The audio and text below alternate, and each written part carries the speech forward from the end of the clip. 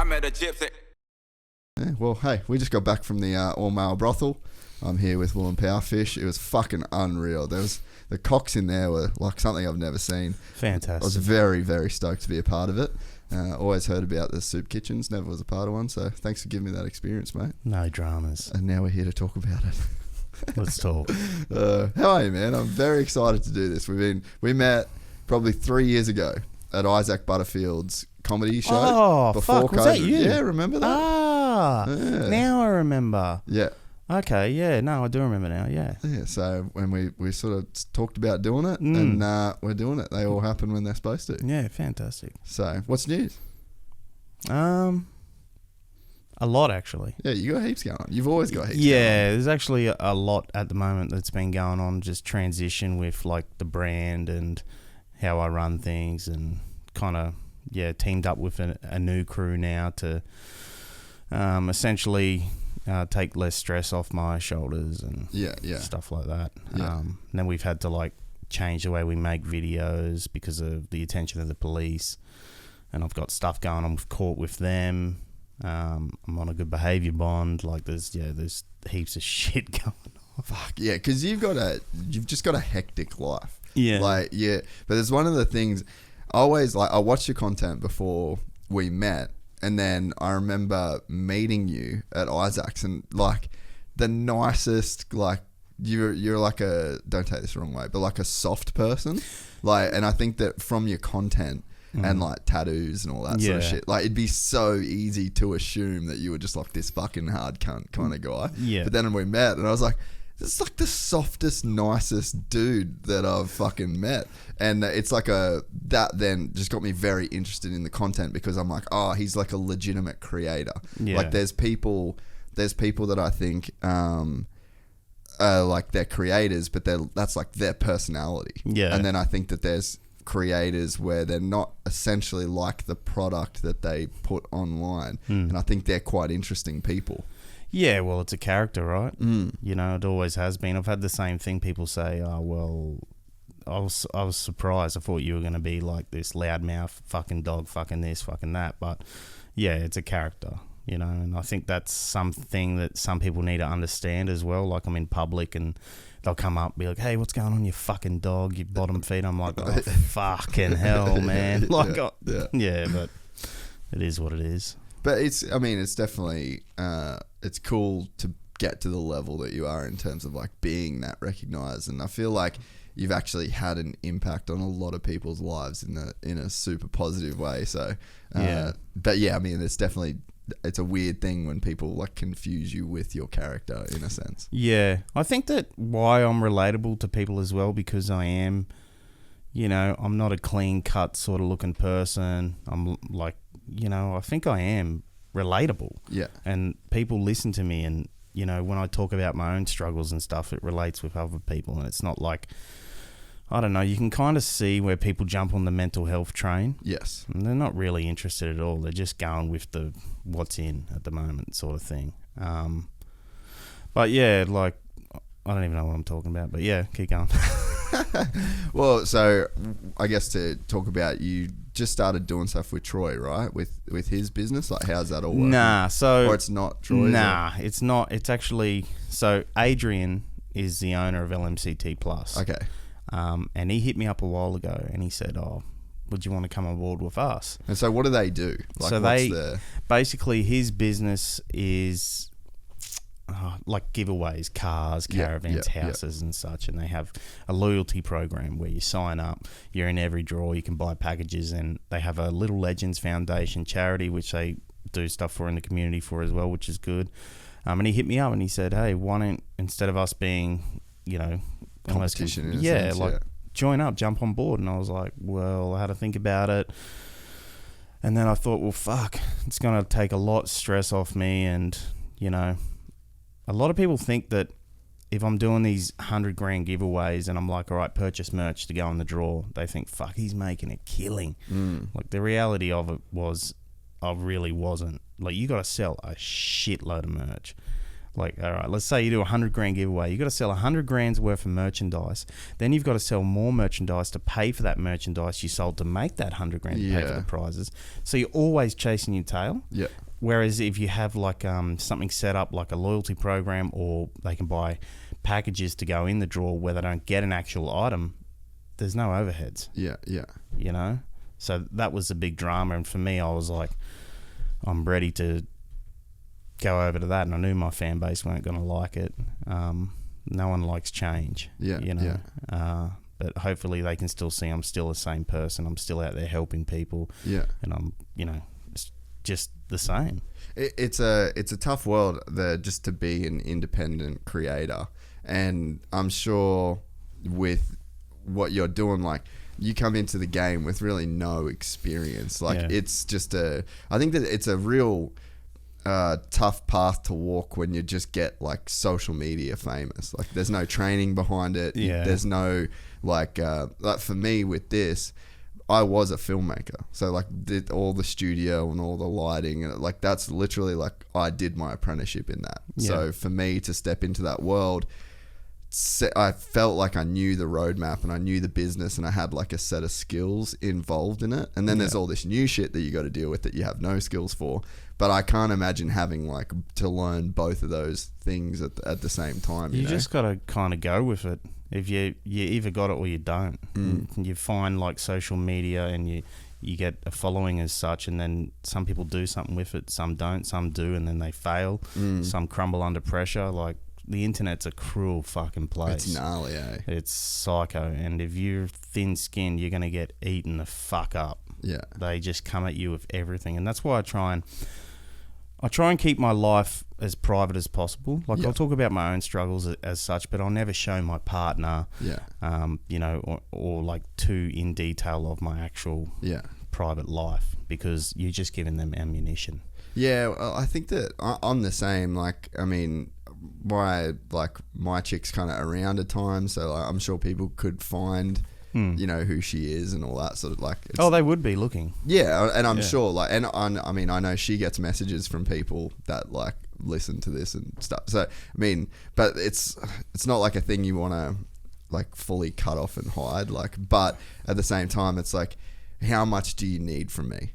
Like, how much of me do you want? Do you want everything? Do you want to know my fucking bank balance? Do you want to know my chick? Do you want to know, like, they do. And people do, right? Yeah, they want everything, and they'll squeeze you dry. And then once they know everything, then they don't need you anymore. So you think like the mystery's kind of a part of it? I think the mystery's fucking definitely good, 100%. But then you see guys on social media and they got partners. They're flaunting them, you know, and they're proud of that. Well, yeah, good on them. But fuck that. I don't want people knowing. Nah. Yeah, it's too much. And I think that there's a way too that you can like leverage your partner to get more famous. Cause, for sure, bro, people love couple shit. It's OnlyFans, that shit's fucking out of hand.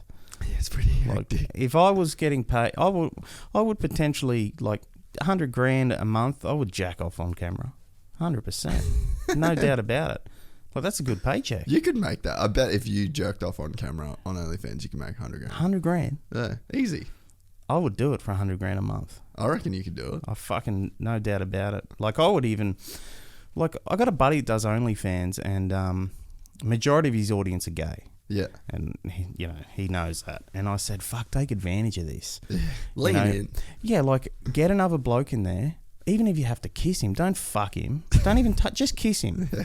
If it's going to bring more money in, why not? Yeah, take advantage of it. Like, some people get, I guess, like, there's a lot of homophobic people out there. Like, but for me, kissing a dude, I don't enjoy it, but I would do it for money. Do you know what I mean? Like, because it doesn't mean shit to me. Afterwards, $20. Well, afterwards, I'm like, whatever. Like, I've pashed a dude before. I was so drunk, and I was with a mate, and I wanted to. This is when I was doing ocean photography, and I had a pretty big Instagram account, and I wanted to just fuck with my audience. And I was like, to the dude, I was like, "Oi, let's just get a quick video of me pecking you on the lips." All of a sudden, like, I was blind drunk. It turned into a full pash for about, 10 seconds. It was full on. People have still got the video. And, afterwards, I didn't even care. I was just like, yeah, fuck it. Did you feel gay? Nah. Nah. No. Oh, dude, crazy this come up. I actually watched a movie last night that it's called, Griff, put it up on the screen, Power of the Dog. Power of the Dog. Yeah, I've heard of that. That's It's Benedict Cumberbatch. I think someone showed me this actually. Right. This movie actually fucking blew my mind. So like we went into it last night watching. Oh yeah, this is the. Have you seen it? The gay movie. I didn't know Yeah. it was a gay, bro. This fucking No, this is a good movie. Have you seen it? No, I haven't seen it. Bro. I watched a trailer. Watch this fucking. It sort of sucks now that you know that it's like a kind of a gay thing.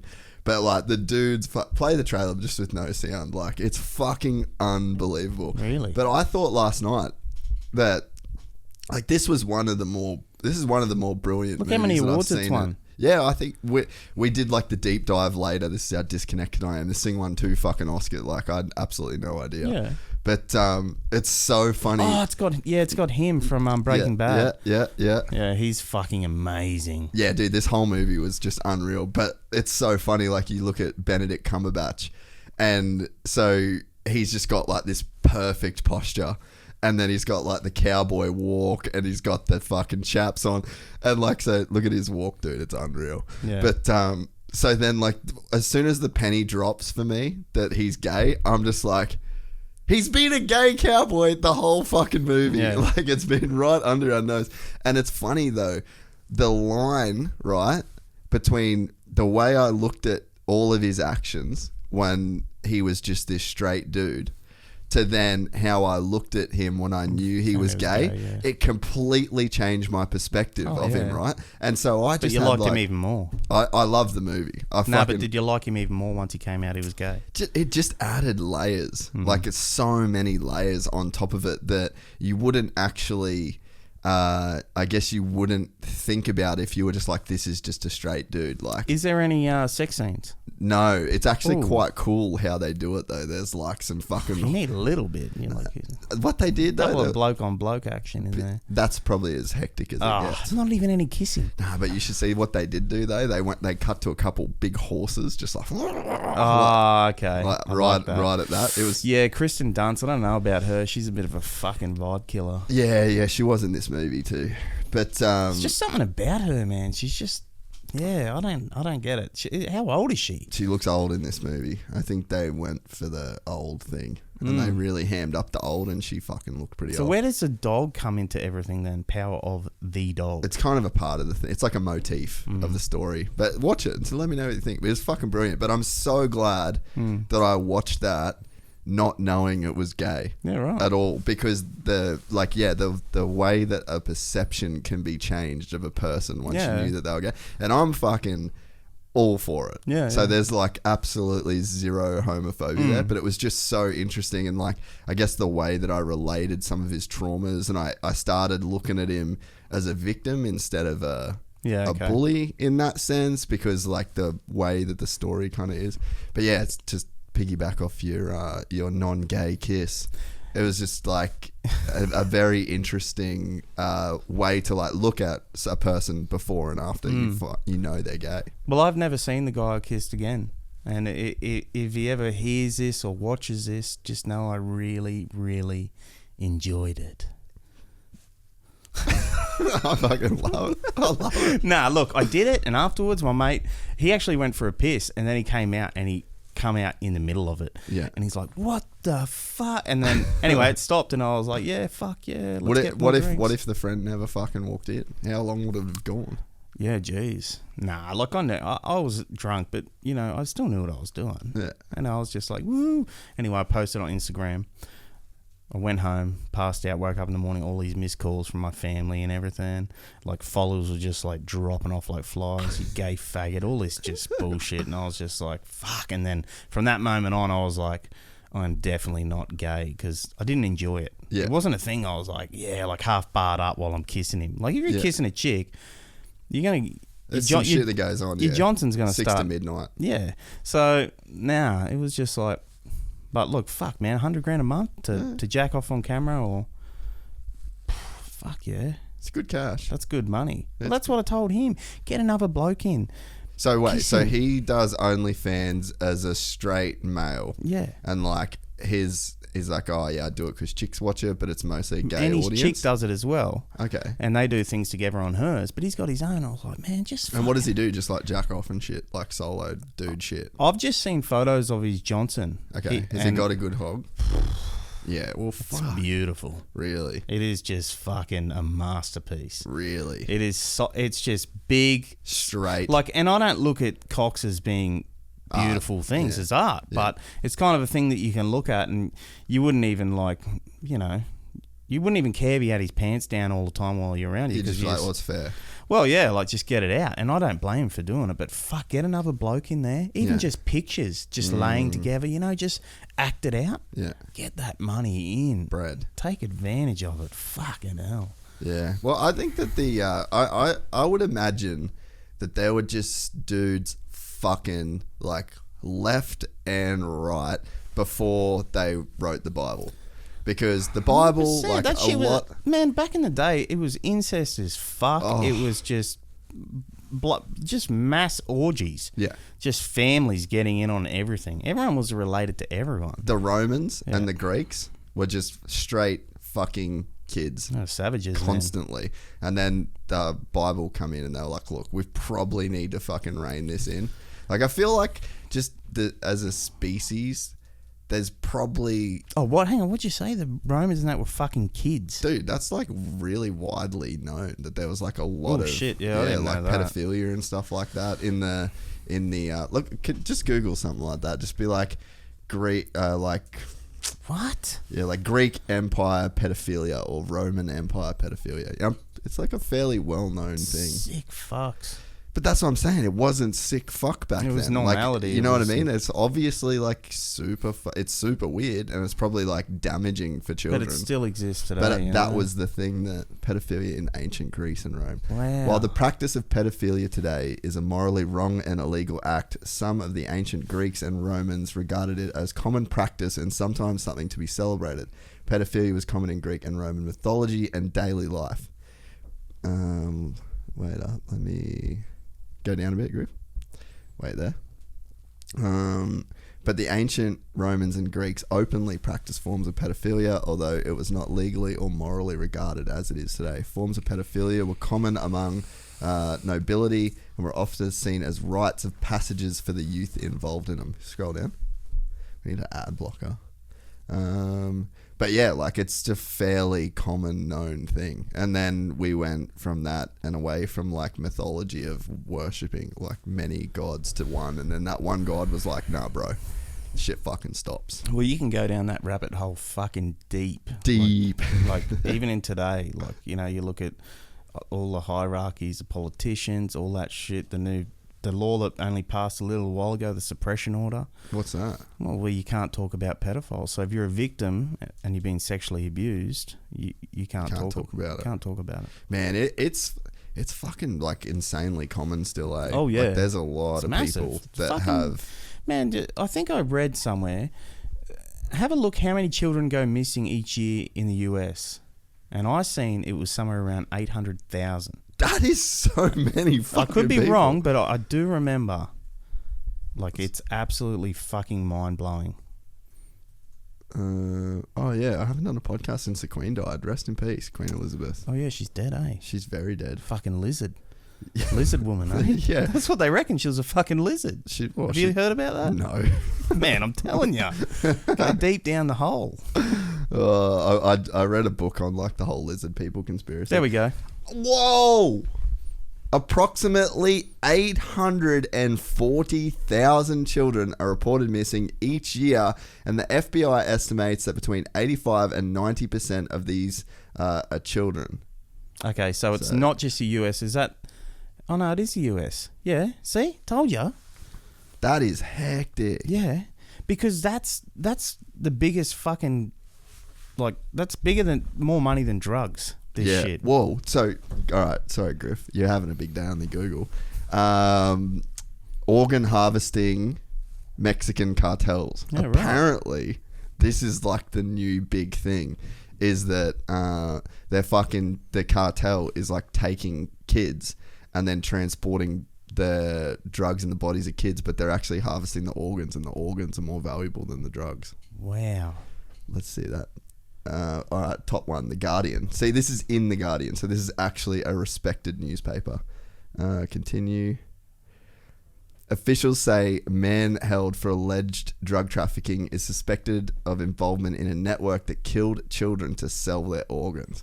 Mexican authorities have captured an alleged drug trafficker from the Caballeros Temporales cartel, who officials say is being investigated on suspicion of kidnapping and murdering children in order to harvest their organs for sale. There is some sick fucking shit. Yeah, there's shit going on there, but we never get shown it. You know what I mean? It's not on the news. No. Like, how many people know that many kids go missing in the US each year? You know what I mean? So many fucking people. Well, they said that. Just go back to that article, Griff. Sorry. The kids missing. Go back. Just probably go back again. Yeah, that one. And that said, while most reports of missing or abducted children are resolved within hours, many involve situation where a child goes missing permanently or for an extended period of time. Go to that. How many children are never found? That would be scary. Go down. In 2019, 421,000 children in the US were reported missing. 1 out of every 10,000 missing children reported to the police is not found alive. Okay, so does that mean if it's 1 out of every 4,000? Would that be 4,000? From 800,000? Well, so it said in 2019, 421. Yeah. Yeah. Still a lot of fucking kids that go missing and dead. Well, it's just they're not getting away with it. Well, maybe this is why we shouldn't kiss dudes, because the natural rabbit hole is kissing dudes to fucking organ harvesting for kids. So maybe that's the link. Well, you don't know. And it's some scary shit, man. That's why I don't want to have a fucking kid, because it's just a creepy world. Are you on that camp? You don't want to have a kid? Nah, man. I can't protect that kid 24/7. I can't watch it forever. Like, it's got to have its own life, and shit can go. Not only that, like, just today's age, like, cancer is as common as a fucking cold. I couldn't bear to have a child and then it gets sick and there's nothing I can do for it. You know what I mean? Like, I think that just the time we're in now with what's happening in the world, it's just I'd rather just not fuck with it. You know? Is your partner on the same page? Yeah, I guess so. No, not really, but yeah, most chicks have like a clock that's ticking. Yeah, out. And look, I just kind of put the foot down, I guess, and yeah, no. I pretty much had that. I had that opinion, but then I also, like, if you play the opposite side, there's also, you kind of get a chance to bring a kid into the world that could be like a net positive 100%. For humanity.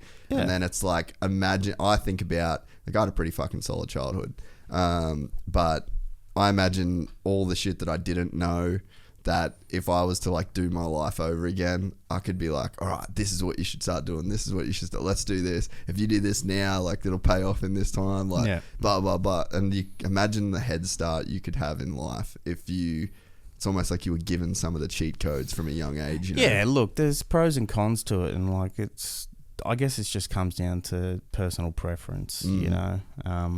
We're actually, people say that we're overpopulated. We're underpopulated. Massively underpopulated, man. That's because no one wants to have any kids. Yeah. So, yeah, blame me, but, yeah, we're fucked. Dude, have you been down the rabbit hole on that?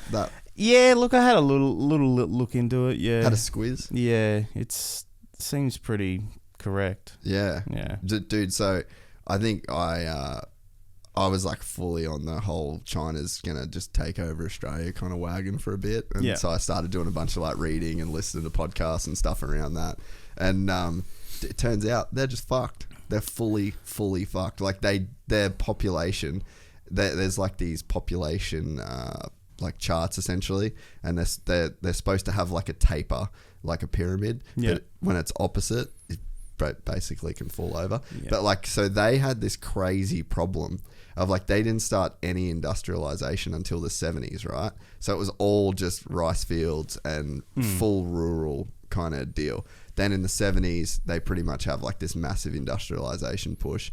Everyone goes from the rural farms into cities, and then those cities get developed, and then the cost of living in cities means that like you don't really have space for a family, and it's like too expensive, and then you just spend all of your like producer years working, and then the basically like why it's less of a problem in the more developed Western world is because like you're a fucking businessman and you're working in the CBD, right? And then what do? You retire, and then you leave the CBD, and then you go into a place that's like great to live when you're retired. Yeah. They don't have any of those places in China. It's still rural. Yeah. And city, and then the people that have got the money now because they did all the work since the 70s, they're like, I ain't fucking leaving, where we got to go. So then they're staying in the cities, and now no new people can move. Like, it's actually a full-on thing. And yeah, right. They reckon by 2040 it's like real big trouble for them. And then so what saves countries from that is immigration, and no one wants to move to China. So they have like this huge immigration, and then going to fucking China. And then so the Chinese are crazy about people coming into China. They don't want anyone in. No, they just want Chinese because they can control Chinese. Yeah, geez, fuck, eh? World's a wild place. That's why we need people like you. Well, yeah, brighten the day, you know. More blokes with more blokes. Yeah, no, it's crazy. Crazy. So where did the content thing start for you? So you originally had the photography, right? And you were doing like underwater. So I guess what's like that kind of backstory of how you kind of got into it? I don't know, man. I was doing aged care and disability support work. Then I picked up a camera. I started fucking around with that. Then it started getting traction. People were like, oh, you can sell these. And then I started selling them, started making an income from that. Left disability, done that, and then my buddy said to me, he said, was it him or me? I can't remember. But we were like, let's go to a jetty and just fuck with people. Yeah. Let's cast over their line until they snap. And then it basically just went from there into what it is. And there's been a lot challenging along the way. I wish I knew that it was going to be successful and pick up traction, because I would have banked a lot of those videos. And just, you know, because you can't do it anymore because everyone knows who you are. But if you didn't release anything, you banked it all up, you'd have fucking gold, you know? So everything basically turned into a skit because, well, everyone knew who I was. It was just too fucking hard. And I was like, well, who cares if it's a skit? It's still going to make people laugh. The Powerfish character, you know, he's not real. It was all bullshit anyway. Kind of like what's the guy that done like All Aussie Adventures? Oh, Russell Coit. Yeah, like that. Like it's bullshit. Yeah. But you still watch it and you laugh. Like, and you know it's bullshit. Yeah, it's entertainment. Yeah. It's entertainment. And I'd always release a video and then people would be like, fucking fake. Or, you know, and it's kind of like, well, I don't need to state if it's real or not, because I'm not putting in the title like this is completely real. Like, you know, it's like, fuck, use your head. Yeah. But you got those diehard people that, fuck, they take it to heart so bad. Yeah. Like, they're like, how could you make a fucking fake video? Like, fuck, man, like, calm down. Do they know that that Spider-Man isn't real? I don't know. I think that people just, fuck, they get so sucked in to a lot of things, and then, yeah, how could you just think that the whole thing's been real? Because a lot of people say, like, go back to your old videos that were real, and then there's old videos that they think are real. But they weren't real. Yeah. You know? But they all thought it was real. Yeah. You know, so it's kind of like, whatever. It was kind of the internet, though, at that time. Like, because what year would have this been, you reckon? I started in 2019.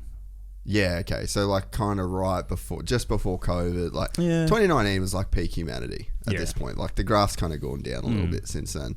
But I think that the internet was just a bit of a different place then, too. Because it's funny, you've got the OG pranks, and then those kind of went all through YouTube, especially, and Facebook and shit for a long. You get like Shami and Jackson, those guys, and then they sort of started getting like ripped to pieces in a sense for like the fake pranks and things like that. Well, I think from the beginning, man, those dudes like Shami and Jackson were like, fuck, they were the first ones in Oz, pretty much doing. I still remember the videos of them, you know, taking their clothes while they're at the gym or whatever, and then they're running off. Or he had his missus and he'd push her into the bush. Like, that shit was like just going psycho.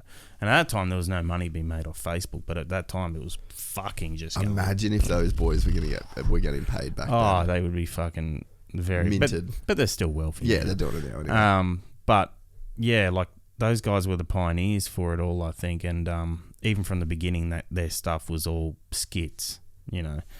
But a lot of people still watch that stuff and say, "Oh, how could you do that to him?" Or like, it's like, fuck, don't you guys get it? It's a show. Yeah. Like, do you really think they're gonna be making themselves so vulnerable to get attacked by like sleeping without a door lock or like, you know, like it's like, fuck, it's a show, man. Like, yeah. Well, I mean, and even I think about that with this. Like, there's a certain sense where I'm different to, not I guess different, but I speak a different way off the podcast at times. Like, I'm just literally fucking chilling. Like, I won't say that much shit. But you get on here and it's like, okay, well, I have to have a conversation. Like, let's flesh it out, you know? So I think that there's just an element of performance in like pretty much everything. But I think that like the character, I feel like there's the Powerfish character, but then there's you as well. And I think that people, like, you got a following independent of Powerfish. Like, you got a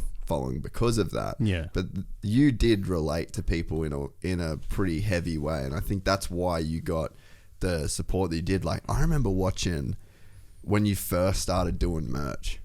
And I was doing the podcast at that point, and I was like, I know how hard it is to sell merch. Yeah. And I just like saw the amount of orders and shit that you were doing. I was just like, holy fuck, like people really love this thing. And that was like all organically too. Like that was without doing the giveaways and all that sort of stuff. And then I guess when I started coming in to the money side of things and getting that extra cash flow, I was like, well, fuck, I want to, you know, help people. So first I helped my family, of course, which I didn't, you know, make public as such, like help my parents with some land for a house, you know, all that sort of stuff. You know, and there's a lot of things we do off camera as well that I don't even really want to show. And I'm kind of getting to the point now where I'm kind of like, I feel almost bad sometimes when I've got my cameraman with me and I'm going and I want to help someone, but we have to show because people want to know where money's going. You know, and it's not like it's my response. Like, I'm not indebted to doing it. There's no contract. I don't have to do these things. Like, but I just choose to. Because it makes me feel good, of course. But I think that. Oh, fuck! I lose my train of thought so fast. There's a thing though, just to speak on that. There's a weird thing that we have in society where you don't, it's like weird to publicly donate to charity, right? Because then it's like, well, if you're genuine in your intentions, then you shouldn't have to advertise that you're donating to charity.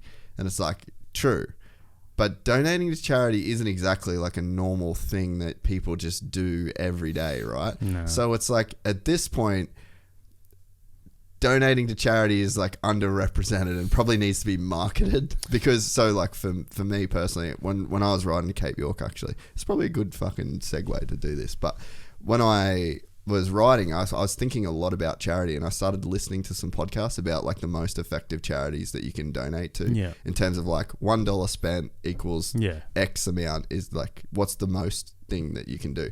And apparently it's mosquito nets.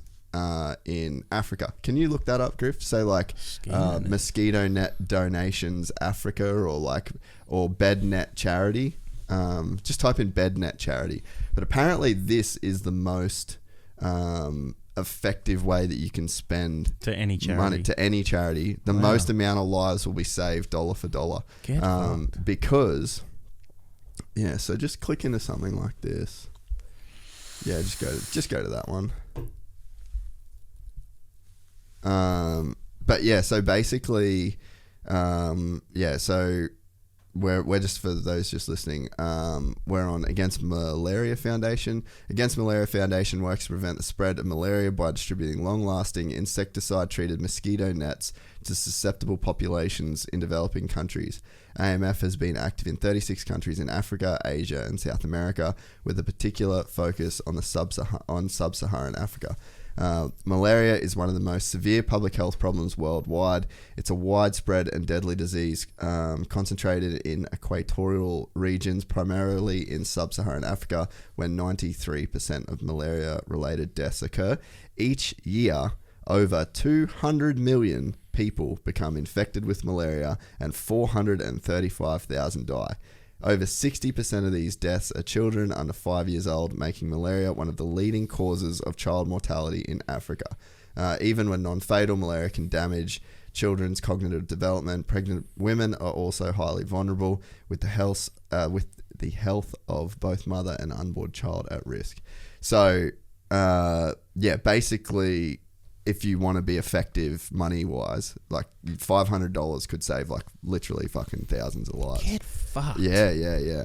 So, What? but anyway, so I was thinking a lot about this when I was writing, and then Have you given him any money? no, I'm going to. So Yeah, that's right. why I was like.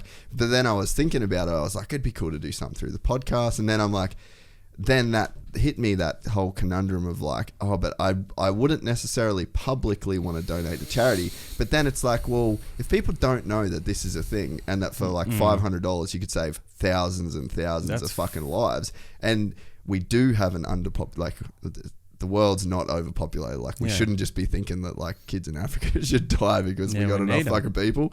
But yeah, so, and it really did make me think about a lot of what you do.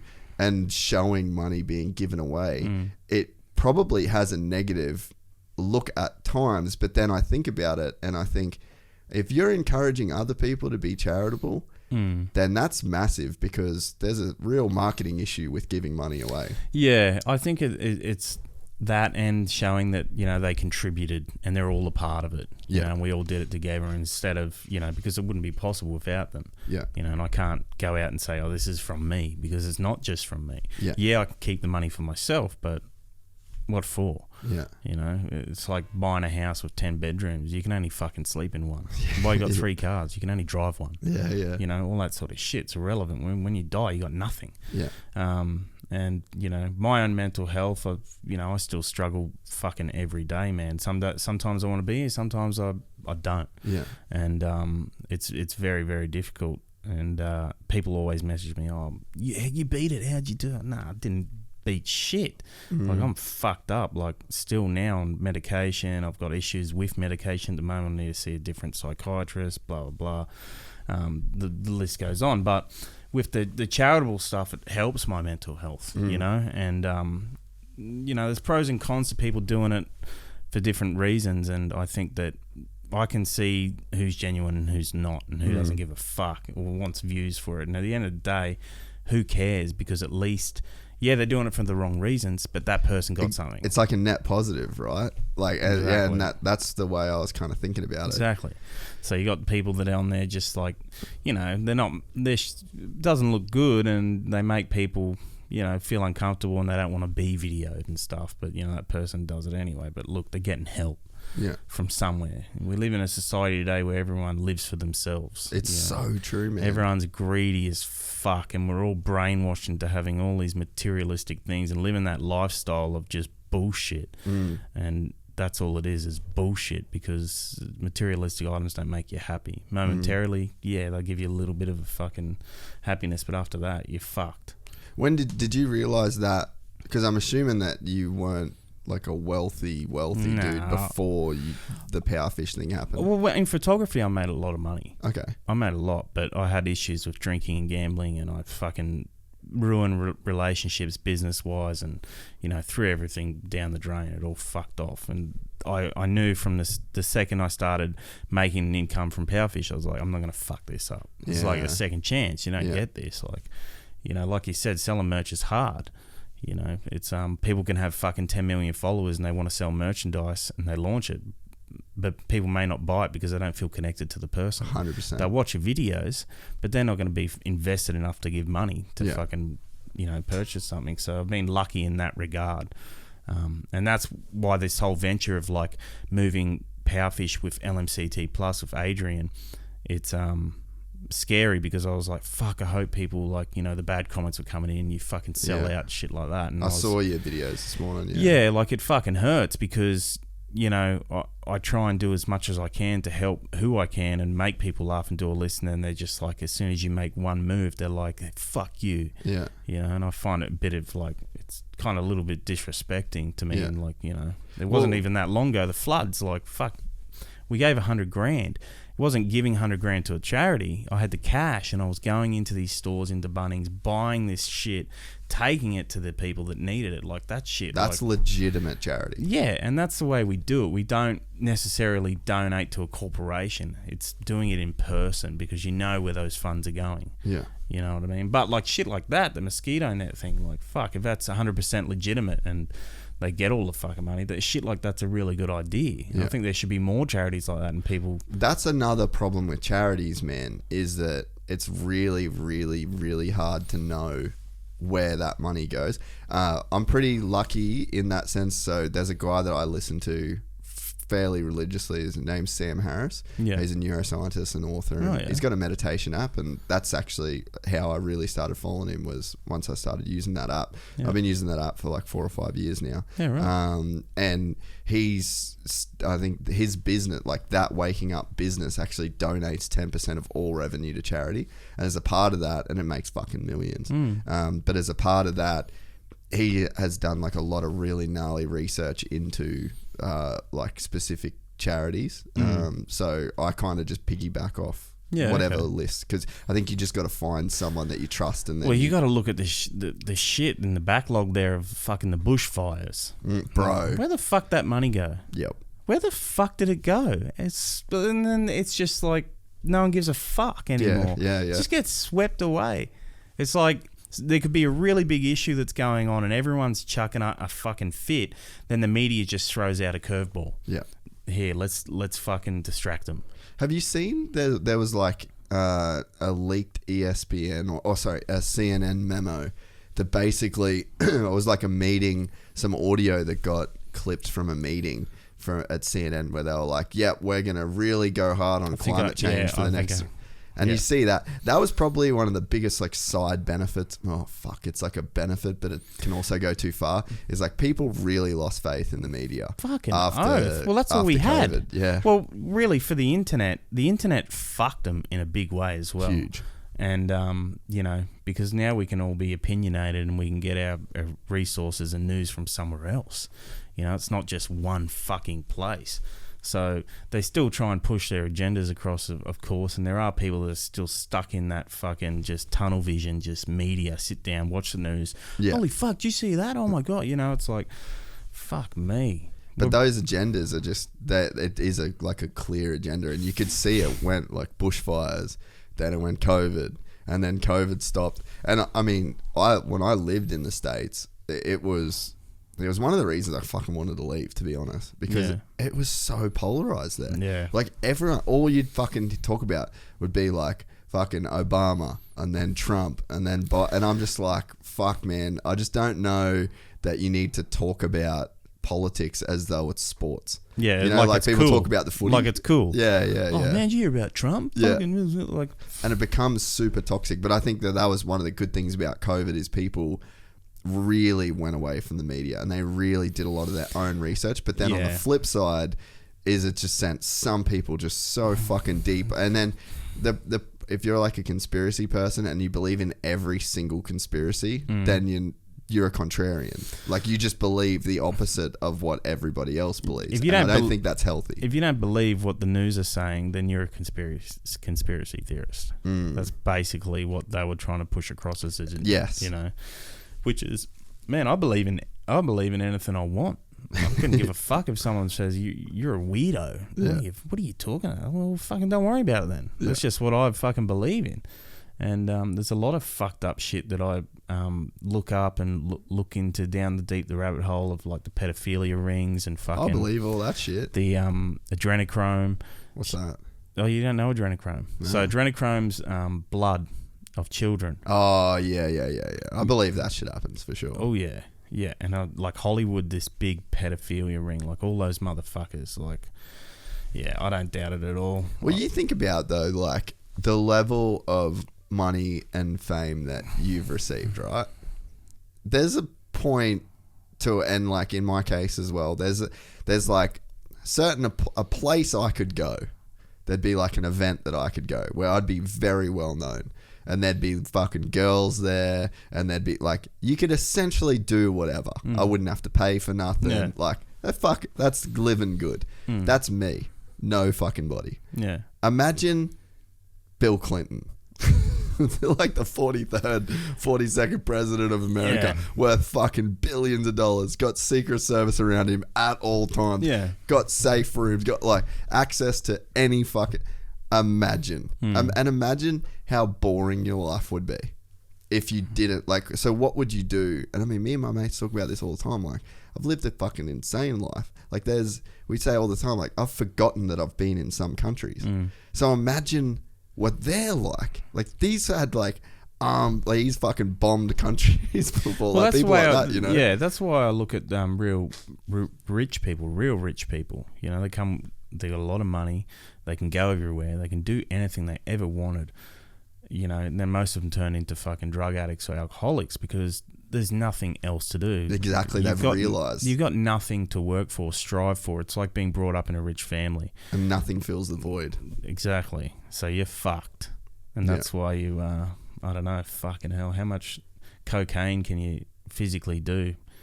I don't know, before even that gets boring. Yeah, but that's what I mean. Like people, there's like a baseline of, you know, like what can affect your mood. It's like, what about, remember the movie Hostel? The old horror movie. So they would kidnap the...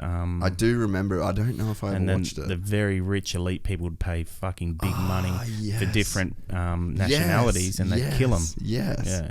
That shit would be fucking real for sure. That shit fucking exists 100%. No doubt about it. You do get used to, like, whatever you get, it's like a baseline for reality in a sense, you know? Like, if you're doing blow every day, like at some point... If you do blow off a stripper's ass for the 500th time, like that's the 500th time you've done blow off a stripper's ass. You're over it. So then what do you do next? Exactly. You kill the stripper. And then you fucking blow off her kid. You drink her blood. Yeah. Or then you use her kid's blood for your blood. Exactly. But yeah, I don't know, man. Like, fuck. I guess that people are different, but if you had that much money, wouldn't you just go out there and fucking help people? Or maybe they just hate people and they're like, yes, they're struggling, fucking suck shit, I'm not giving you fucking nothing, you know what I mean? Like, what is it? Well, dude, did you see today the Patagonia dude gave his company away to talk about the exact opposite? Did you see this story today? Did he give away his company? Go to that, Griff. Patagonia. Just literally Google Patagonia. That's all you'll need to type in. To who? To the Patagonia Trust, like some fund. So it's just going to be like voted on. Go down. Oh wow. Top news story of the Guardian. The Guardian's getting some clicks today. Patagonia's billionaire owner gives away company to fight climate crisis. So when they say billionaire, did he become a billionaire from Patagonia? Yep. He did. Yep. Is Patagonia that big? Fucking ginormous, bro. Is that him? You go down? Yeah, I think so, yeah. My brother just finished reading his book. Apparently it was fucking epic. Well, he looks pretty fucking weathered and old. I wouldn't say he's got long left, so he's probably, I don't know, maybe how's that? One of those. Go up. We'll just read this article for people, give them some context. Setting a new example in environmental corporate leadership, the billionaire owner of Patagonia is giving the entire company away to fight the Earth's climate devastation, he announced on Wednesday. Patagonia founder Yvon Cunard, who turned his passion for rock climbing into one of the world's most successful sportswear brands, is giving away the entire company to a uniquely structured trust and non-profit designed to pump all of the company's profits into saving the planet. As of now, Earth is our only shareholder. What a fucking gangster. Yeah, that's pretty... Full on. So that's the exact opposite of what we're talking about. But... yeah, I mean, I just think that you get to like this stage. But like, he's already got a lot of money, right? You'd have to figure that you'd have like a couple million cash. Your house is done. Assets would be fucking phenomenal. Yeah, I He wonder. probably owns fucking multi-billion-dollar real estate fucking estates or whatever. I don't know, but good on him. Like, how good is that though? That's setting a pretty solid example for. That's like a diamond in the rough, but that'll never happen again in our lifetime. Yeah. Yeah, I mean, it's either going to be like a new trend and people start doing it. But it's just weird, right? Because like he's doing all this for the planet, but then you've got like the big corps and like the top dogs that are just going like this. Like weighing him down. Like, so he'll be pushing uphill, like against what is actually going on, you know? Well, you think about every you know, like the Leonardo DiCaprios and all that of the world that are always talking about climate change, always in private jets. Take a fucking bus. Because there's going to be a lower carbon Look, footprint. Leonardo DiCaprio's a hot fucking dude, but so we'll let him off. Apparently it's with Gigi Hadid. I'm just a full fucking gossip queen today. I don't know what's He's going what? on. With Gigi Hadid. You know her? That young chick? Yeah. She like fucking 17? Yeah, she's not old. Like She'd be 20? Like 21, 22. Jesus. He'd be fucking 50. Yeah. Slaying. Yeah, I don't know about that. That's a little bit fucking weird. What's the cutoff? How old are you? I'm 37. What's your cutoff? Oh, man. Probably like 30? Okay, that's 30, very 30, respectable. something like that. I don't know. It just feel too weird. Would be weird. Like, you know, I'm not really into that sort of shit. Anytime I really went out and partied and got drunk, I wasn't looking for chicks. I was just looking to have a good time. Yeah. I don't care about that shit. It's like when people... The one thing I never understood is people who cheat on their partners. I've always been like, well, what's the fucking point? It's a net negative. Why are you with these people in the first place? And especially if you don't tell them. Like, yeah, you live with yourself. But, yeah, no, I don't fucking... Yeah, that's really off topic, but yeah. No, it was fun. It's a gnarly deal, but seeing old Leo fucking with old Gigi. Yeah, well, good on him, you know, if it makes him happy. He's definitely got a type. You got to be like pretty solid She'll in be your gone. own. She'll be gone soon, and he'll fucking... I don't know, mate, when you're that big and that... It's got to be weird. Like, what are you chasing at that point? Like, Exactly. to dump a 25-year-old, and then like, I think there was like some graphic I saw the other day that had like a animation of like his age and then like his fucking partner's ages, and they'd all get to like 25 and then Jesus stop, Christ. and then he'd get a new chick and get to 20. I don't know, is age really... When people say age is just a number, Yeah, but is it? well, not to Leo, because he's got a very specific age that he wants to like keep in the ballpark, you know. I wonder how big his Johnson is. No, I don't know. It's funny because there's a lot of famous Hollywood actors female that you can Google and find naked pics of or a sex tape or whatever, but there's not very like, you know, Brad Pitt. I feel like you see a bit of Benedict Cumberbatch's hog. He actually looked like he had a bit of a fucking sword on him in the Could be Power of the CGI. Dog. Could be. I would definitely get them. That's why you've got to look for the stuff pre-90s. Yeah, the raw shit. Yeah, look for that stuff because I think that... Well, actually, Tommy Lee actually posted a photo on his Instagram. Yeah, but he has the most massive cock they left ever. it up for like fucking 12 hours. Really? They didn't take... And I couldn't believe it. I just kept going back there looking. I was like, are you kidding? Like...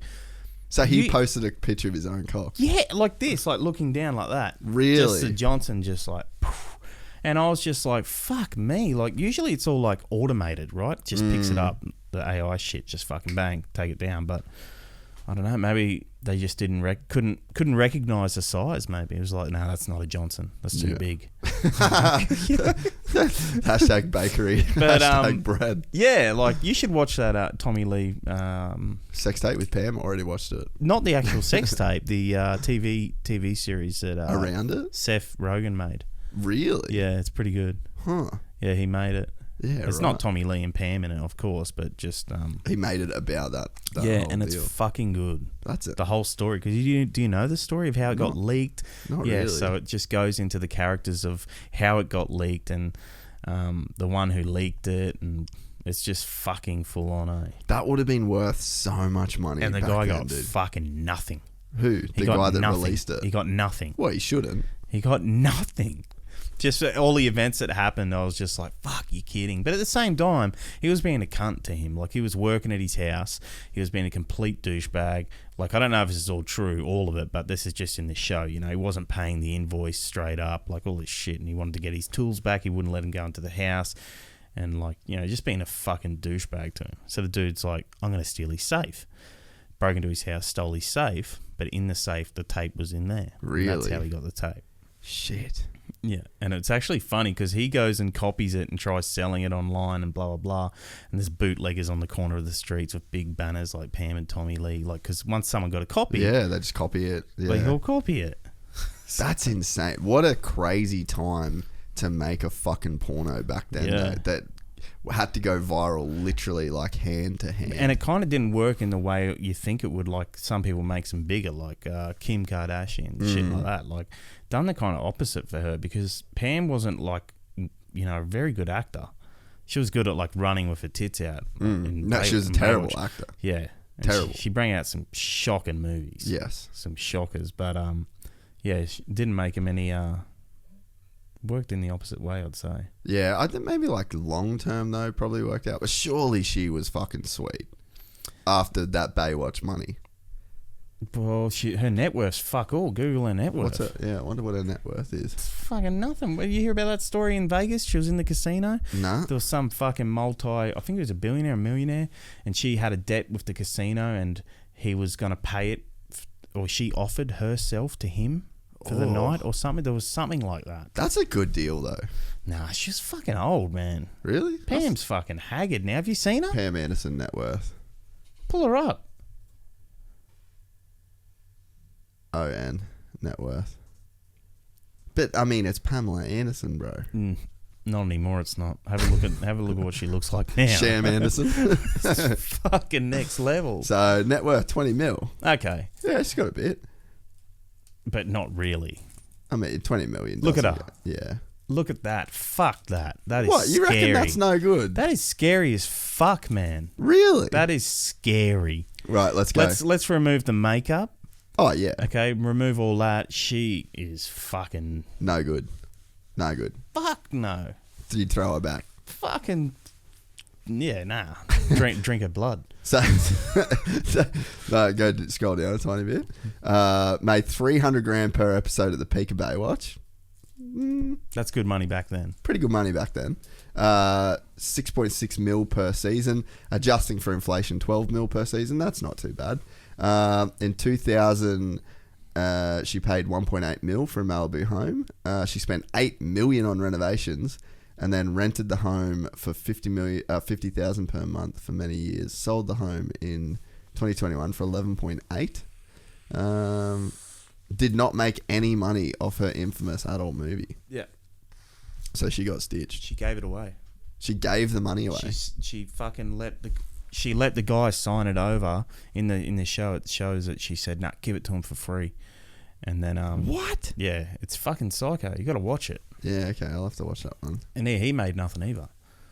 That's fucking gnarly. But It's folklore though. That was like the first one. yeah, That started a whole... everyone heard of it. Like, we're in Australia and we were hearing about that shit. Yeah, fucking Even my oath. dad said, "Oh, on your 18th birthday, I'm gonna get you the Pam and Lummy," and I was like, "Fuck, give it to me." Give it And to then me now, you dog. back then, you go on the internet and you fucking type it in, and there wasn't free movies like there are now. Yeah. You had to literally sign up to this shit to see it. But now, if you want porn, that's one thing I don't understand about OnlyFans, man. That shit got to be getting leaked.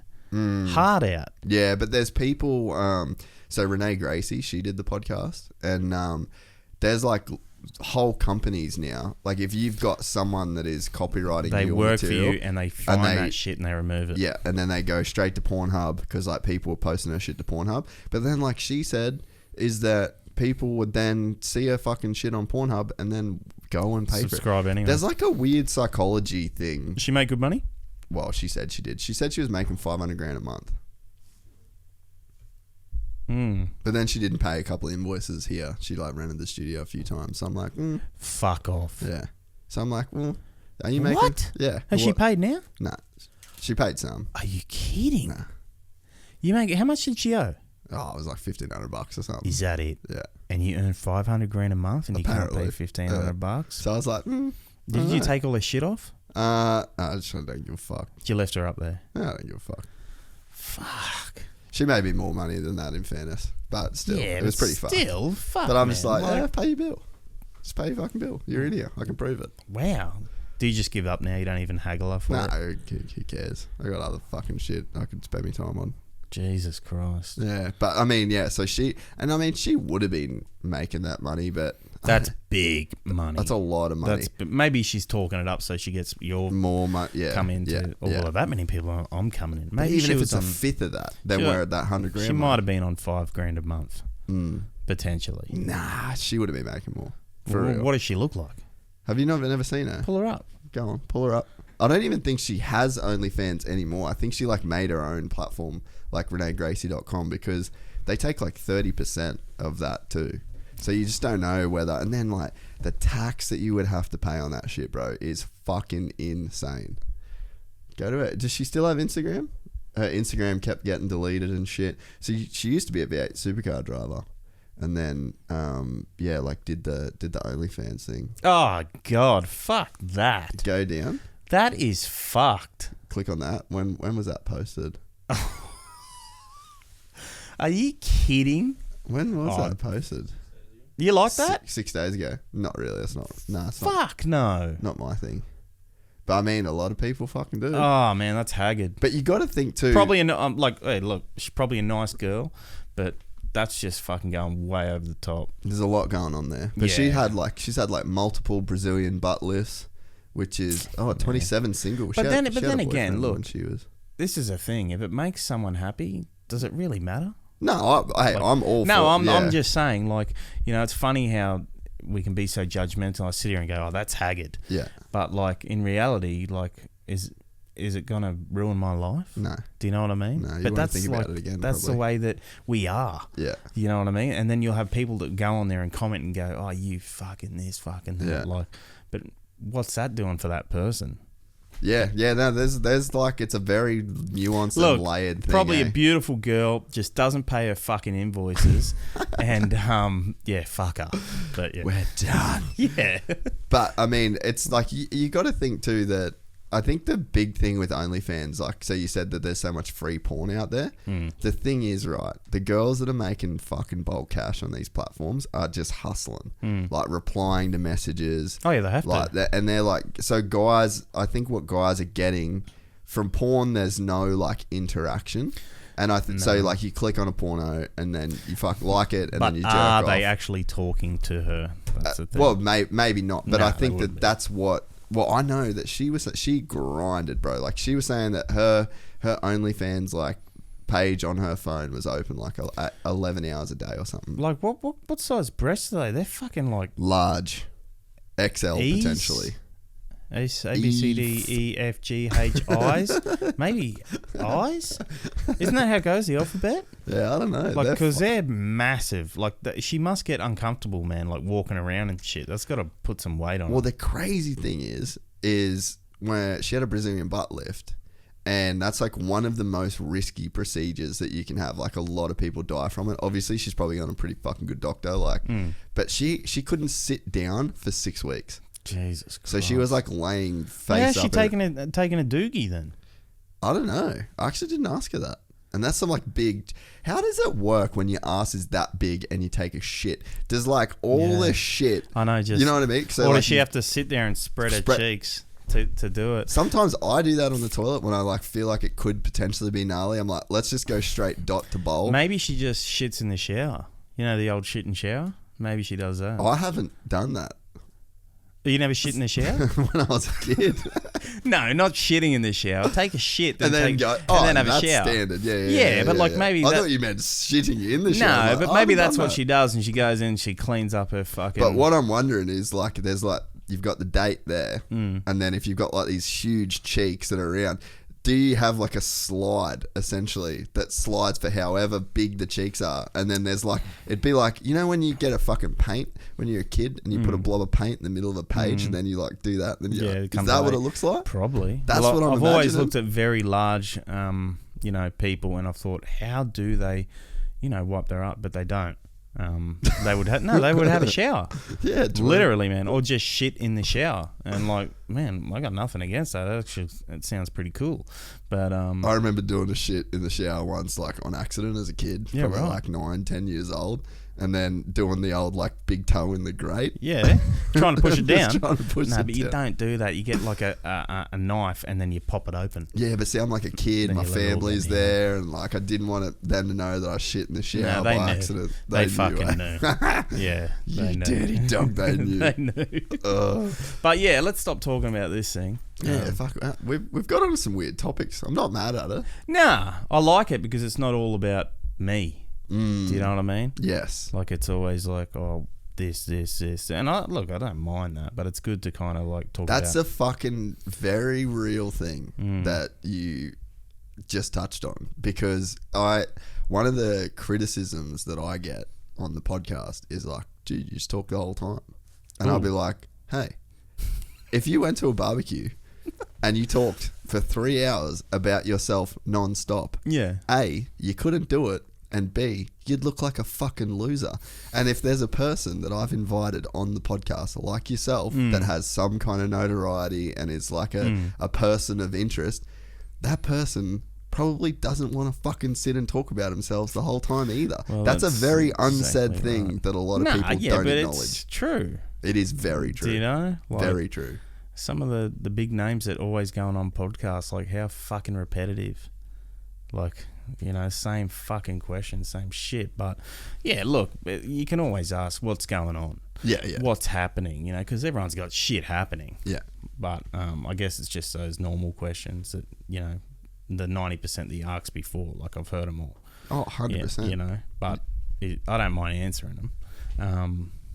But yeah, like, it is what it is, man. I'm the Powerfish. I'm still going. I'm not going to stop. I'm going to still make videos. I got court coming up the end of this month. I'm on good behaviour. I'm quite a little bit scared because, fuck, like, I don't know, man. They can send you to jail. So what's it for? There's so many different charges. I don't know them all. And if you don't want to go into shit, that's fine. Like, it's they're trying to get me for like incitement as well, which is like, because the video was saying, fuck the maritime, don't let them tell you what to do, you own the waterways, they don't, you know. So they're pretty much saying that I'm telling my followers to go out there and break the law, essentially, you know. And the way I was speaking to the guy, and like, you know, like, I'm not going to jack you off, you jack yourself off, fuck you, you know, all this sort of stuff. So they're really trying to get me for like abusive to a government official as such, because that's what maritime are, the water. So apart from being fucking dogs, yeah, it's pretty hectic. That is like hectic. I'm like, fuck. I actually had no idea. I'm like, fuck. But I mean, that's gnarly though, because it's like it is a character. Like, and at some point, and like you're making content. The dude was being so fucking just crap from the first interaction, like just fucking, you know, hostile. Just the hostility levels were fucking next level. And I was like, you know what? Fuck this guy. You fucking, yeah. But anyway, I ended up releasing the video, and that's when they got a hold of it, and they're like, oh, well, we're taking you to court. I'm like, fuck. So the Maritime Associate, or like whatever. Yeah, the Maritime. Yeah. Which is, they're big, you know. They're government. Yeah. And I'm on a good behaviour bond still from sinking the car and the boat. And that was like 2019, you know. I was on a 3-year behaviour bond. So I had to be careful of what I was doing with everything. And that's one of the main reasons as well as why we went to skits. Because I'm not going to go to jail just to make someone laugh. Yeah. You know, and they will throw you in jail. Yeah. You keep fucking like, they tell you don't do this. You know anyone that's gone to jail? Like, have you got much experience with that whole deal? Mm-hmm. Oh, the only person I know is Brent. Simo, that's it. And it sounds like a place I don't want to fucking be. Yeah. Even though, you know, he says, oh, it's pretty mellow, you know, but like... He's a pretty bad dude, though. Yeah, exactly. Not bad in the sense of like he's a bad person, but like he's been through some shit. Like, he's a fucking bad dude. He can hold his own. Yeah, yeah. I don't fight. I don't fucking do all that. Like, some people say, oh, fucking hell, you a bikie? You know, it's these tattoos. I'm like, well, have a look at the tattoos. Like, it's all like heavy metal related, like, you know, not bikey related. And I've never been into that sort of scene. I think it's really weird scene, man, the whole bikey thing. Like, nowadays it is. Brother, I understand it back in the day. Oh, look, in the 70s? Yeah, yeah. Yeah, man, that's fucking badass. Yeah. You know, but in saying that, like... And there's some like old school values there too. Like, I know a couple old bikies, and the way that they talk about the way it is now, like the whole... You mean you can go to any traffic light in Burleigh and see a super tough cunt on a fucking night rider with a satchel and white Nikes, and it's just like, I don't know if that was the thing. No, it wasn't. But it evolved, you know, into that with new blood, I guess. But it's mate, it's still an industry full of crime, like, you know. But hey, they do good things as well. Yeah, that's not to say that there's no fucking. Yeah, you can't lump everyone into that one umbrella. There's some fucking amazing ones that actually have like their own kind of charities for kids and stuff like that, and I back that hard. But at the same time, like, fuck, you know, drugs, they do ruin lives, you know, and bikers have been known to, you know, move that shit. But in saying that, you know, you got alcohol, which is completely legal. Fuck, ruins a lot. The most amount. Yeah, I would probably say the most. Yeah, 100%. You know, so it's a fucking difficult situation there. But yeah, jail. Fuck that. I'm not going to jail. Yeah, and especially not for just like content where like you're trying to entertain people. But it is because I'm on a good behaviour bond. So it's in breach of that. So fuck, who knows, man? They could turn around and say, all right, we're going to give you 3 months. Like, fuck me. Like, that's hectic. Like, go to jail and they're like, you're the bloke that likes blokes. Yeah. You know? You're the bloke that always talks about all male brothels. Yeah. Well, you're in one. You ever had a man? Well, you're about to. Yeah, you know, shit like that. Or maybe I'd go in there and they'd be like, oh, Powerfish. Like, you know, like, I'd love that. But fuck, it doesn't matter who you are, you got haters. Man, I just think with the amount of, like, legitimate good shit that you've done for the community. They don't care. They do not care. They fucking have to. Bro. Nah, they do not fucking care whatsoever. Really? No. In fact, if anything, it makes them look bad. Because, you know, you got this Joe Blow over here, me just doing my good thing and trying to help and stuff. And then they kind of say, well, where's the government?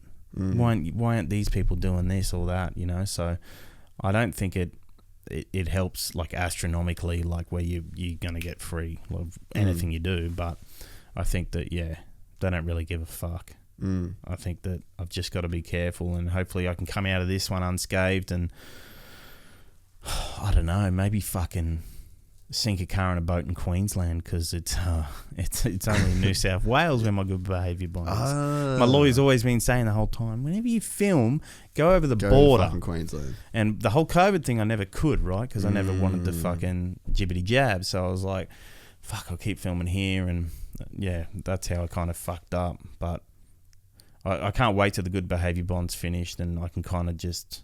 So what does that limit you to? Or like, what does that mean? Man, like, it's just basically you can't get in trouble. You know, obviously, like, certain things like jaywalking or no seatbelt, like, that shit's not going to get you pinched. But like going out there and being a menace to society, and that's what I do for the videos. Yeah, that's why we had to do skits, because if you fuck up, yeah, they'll put you away. They put that fucking the other bloke. That's a prime example. That Luke Irwin dude. What? He's in jail? No, well, he went to jail.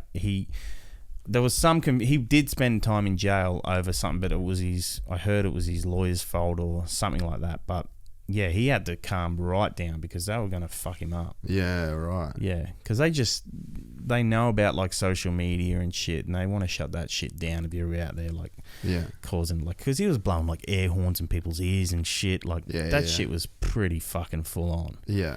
You know, so I understand, but... He's an interesting one, man. I've met him a few times. He's like a real big dude. Yeah, he is big. That kind of, like, makes it gnarly. Like, if someone my size blew a fucking air horn in me, like, I'm probably going to just... belt that dude, but then it's like you get some guy that's like fucking 6'8" or something. Well, that's a guy at the moment that's doing a lot of charity stuff. Have you noticed that? Nah. Yeah, so he's gone over. Go to his Instagram. He's gone. It's pretty hectic. Is he's up here now, right? I don't know. I thought he moved up here. I don't know, but I watch his stories, and no, ER. He messaged me saying, you watch my stories but you don't follow me. I'm like, oh fuck, he's seen one of those guys. Don't be that fucking guy. Oh no, that's not him. It's like, just type in like Luke Irwin and then let the rest do it. Even better, can you do TikTok on the desktop? Yeah, do that. And so that's where he's big, eh? Well, I guess so. But he fucked up because he done something where he was approaching homeless people in the city and fucking with them. And there was a homeless guy going for a fucking bin. And he took the bread off the guy that the guy took out of the bin. And then, you know, everyone was like, you fucking motherfucker. Like, what are you doing to these people, you know? And so I think he's trying to make up for that shit. So he's doing a lot of... Look, that's the video there where he fucks with the guy with the bin, the stuff. Turn the volume up. Context. This is Luke, Australia's. Oh, it's one of these guys. Show me. That's not a can, buddy. Context. This is yeah. So then he takes the bread off him. But where's it? Oh, there. That's his profile there. Yeah. So click on his profile. Yeah, click on his profile. Wonder if that's still up.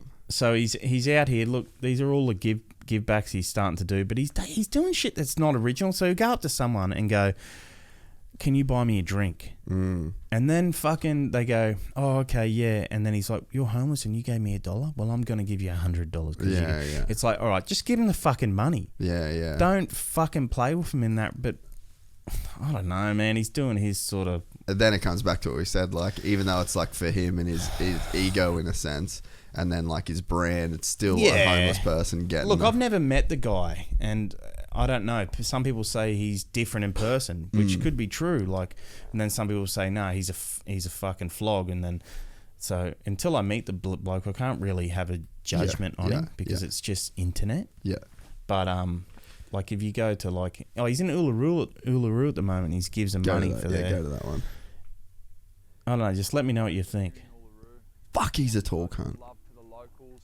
I want to thank them for letting us be on their land. Let's go give back. How much are the paintings? Has some music too. $50?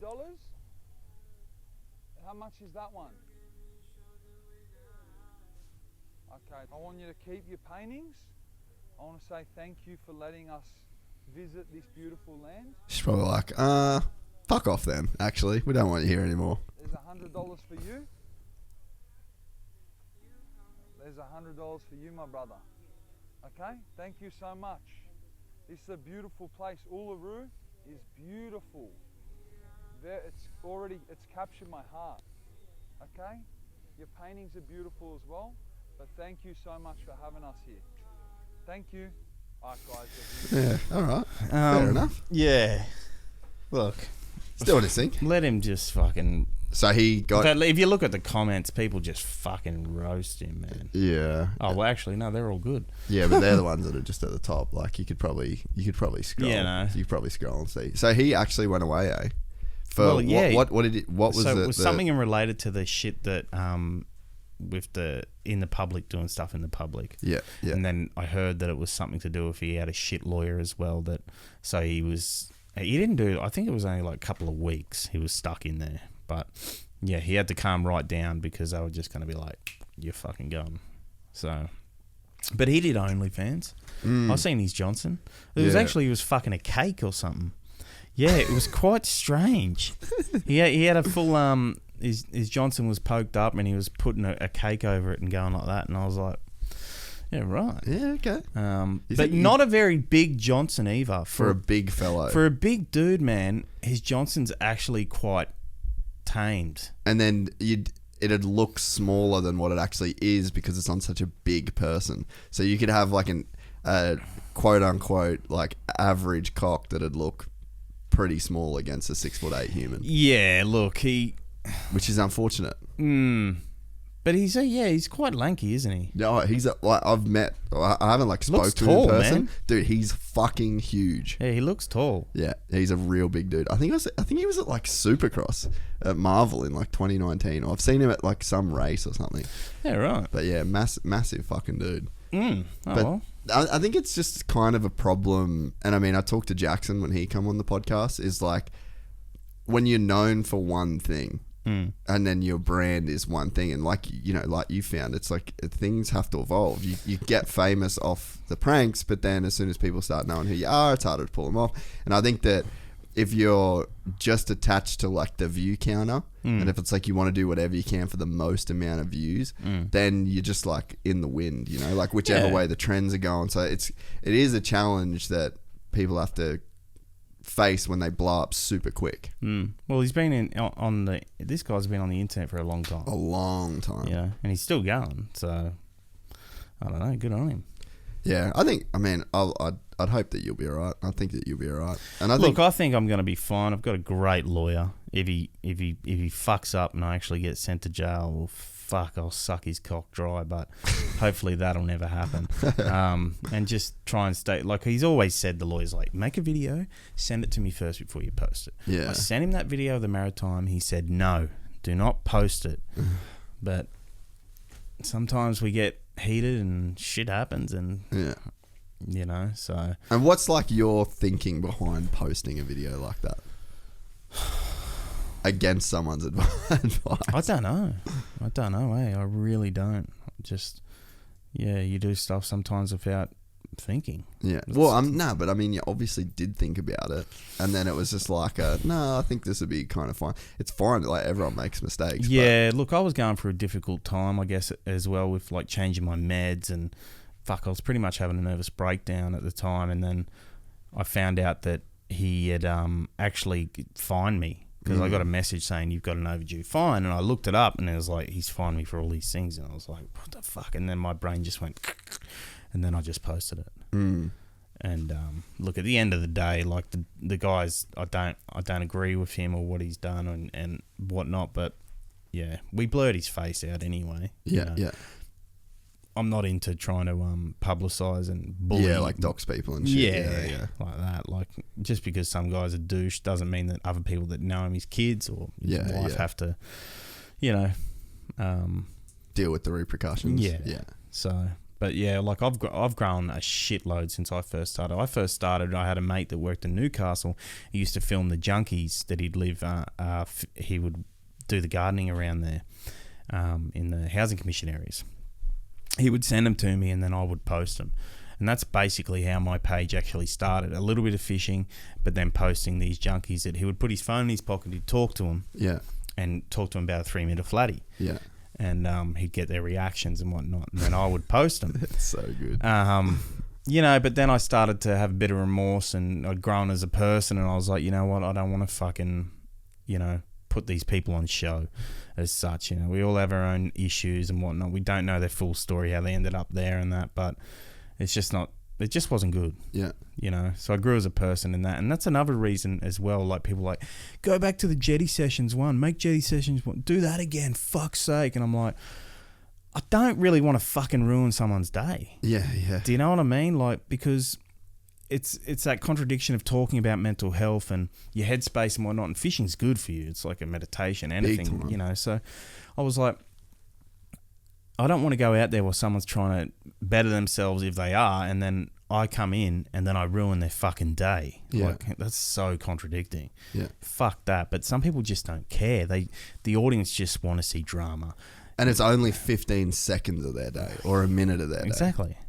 But the audience, there'd probably be a high percentage of my audience that don't give a fuck if I go to jail and I lose everything, but they get a laugh. That's just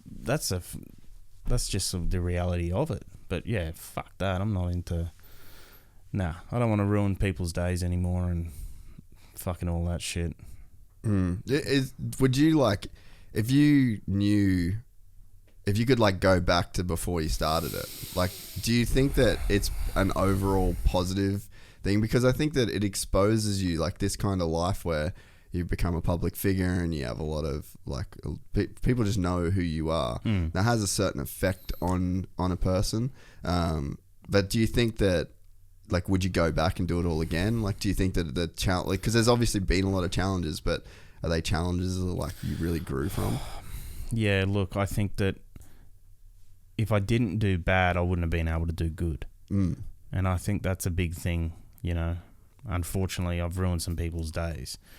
But by ruining one person's day, I've helped 10 people. It's kind of like, it's a hard one. It really is. Would I change anything? Nah, I don't think I would. I think I would leave it exactly the same. And I think shit's only going to get better from here on out, because I've been so honest with my audience and saying, look, you all think I'm fucking a millionaire and I make all this money, but in reality, I wasn't making as much as what you think. And now for LMCT, I'm going to be making more money, So I want to help more people. Yeah. And that's what it's going to allow me to do. And I think once people start seeing that I haven't changed and I still am helping people, they'll be like, oh yeah, no, it blows over. It's like, yeah, okay, well, he's with LMCT Plus now, sort of thing. So I'm really excited for the venture I'm doing with those guys. Less stress. I don't have to worry about finding that money to pay for that $80,000, $140,000 worth of prizes, whatever it is, because that's daunting. You fucking get that much of a stuff, and then you're like, I've got to sell this much merch to just pay for that. So how did it work? What was like the model? Get a boat, I would get the boat off my buddies at Tweed Coast Marine. I wouldn't pay them until after the competition. Yeah. And then, bang, start pushing the competition that we're giving this away, purchase anything to go into the draw. And that was basically it. And then you've got that timeline that you've got to set before, you know, that's the cutoff date. You can't change it. You ain't made enough money to pay for the prizes. You still got to fucking give them away. So that was the whole kind of business model as such, you know, and then using portions of that money to go out and help people. So it was kind of like a double whammy. People were getting like helped, and then people were actually winning some prizes as such, you know, which everyone chipped in for. Yeah, I think it's a weird thing, man. Like, I mean, I'm in a different position, but it's like a similar position. Like, we give content away, and anytime people are like, oh fuck, how's business? I'm like, it's fucking hard making money off free content. You know, like it's a not as people aren't buying my product. You know, and I think that the internet is funny. I was doing a bunch of different research into it because we're about to go, like I'm about to open up a few different things where like people will be able to like essentially pay for content. And I hope that it's worth it for people to do it. Everything will still be free, but for the people that do want to pay, there's going to be an avenue to do that, you know. But even the way where we're at in just like the advertiser model, like the business of the internet is all based on ads. Yeah. And if you look at how the internet was built and you follow the history, you actually learn that right at the start of the internet, the people that, you know, created like Microsoft, like the first internet explorers and the first internet browsers, the banks actually denied them to have payments and transactions through the internet. That took a really long time. And so what happened was, the way that internet companies made money is they were saying, hey, we've got all of these eyeballs and we've got all of this attention. We're keeping people on our page for this long. Will you pay us for that? And then so there was no physical transactions that could actually get made through the internet, but there was a transaction that could get paid from company to company in terms of advertising. And it just created this attention economy. So you've got sponsors that come on board for the videos. Yeah. Manscaped? Yeah, we do stuff with Manscaped. Yeah, they're fucking huge. They're unreal, eh? Massive. Who owns that? I don't know. They fucking got it going on, man. Like, because we do... They're in the UFC, everything, eh? Yeah. We do 2 ads a month. They're one of our best sponsors, man.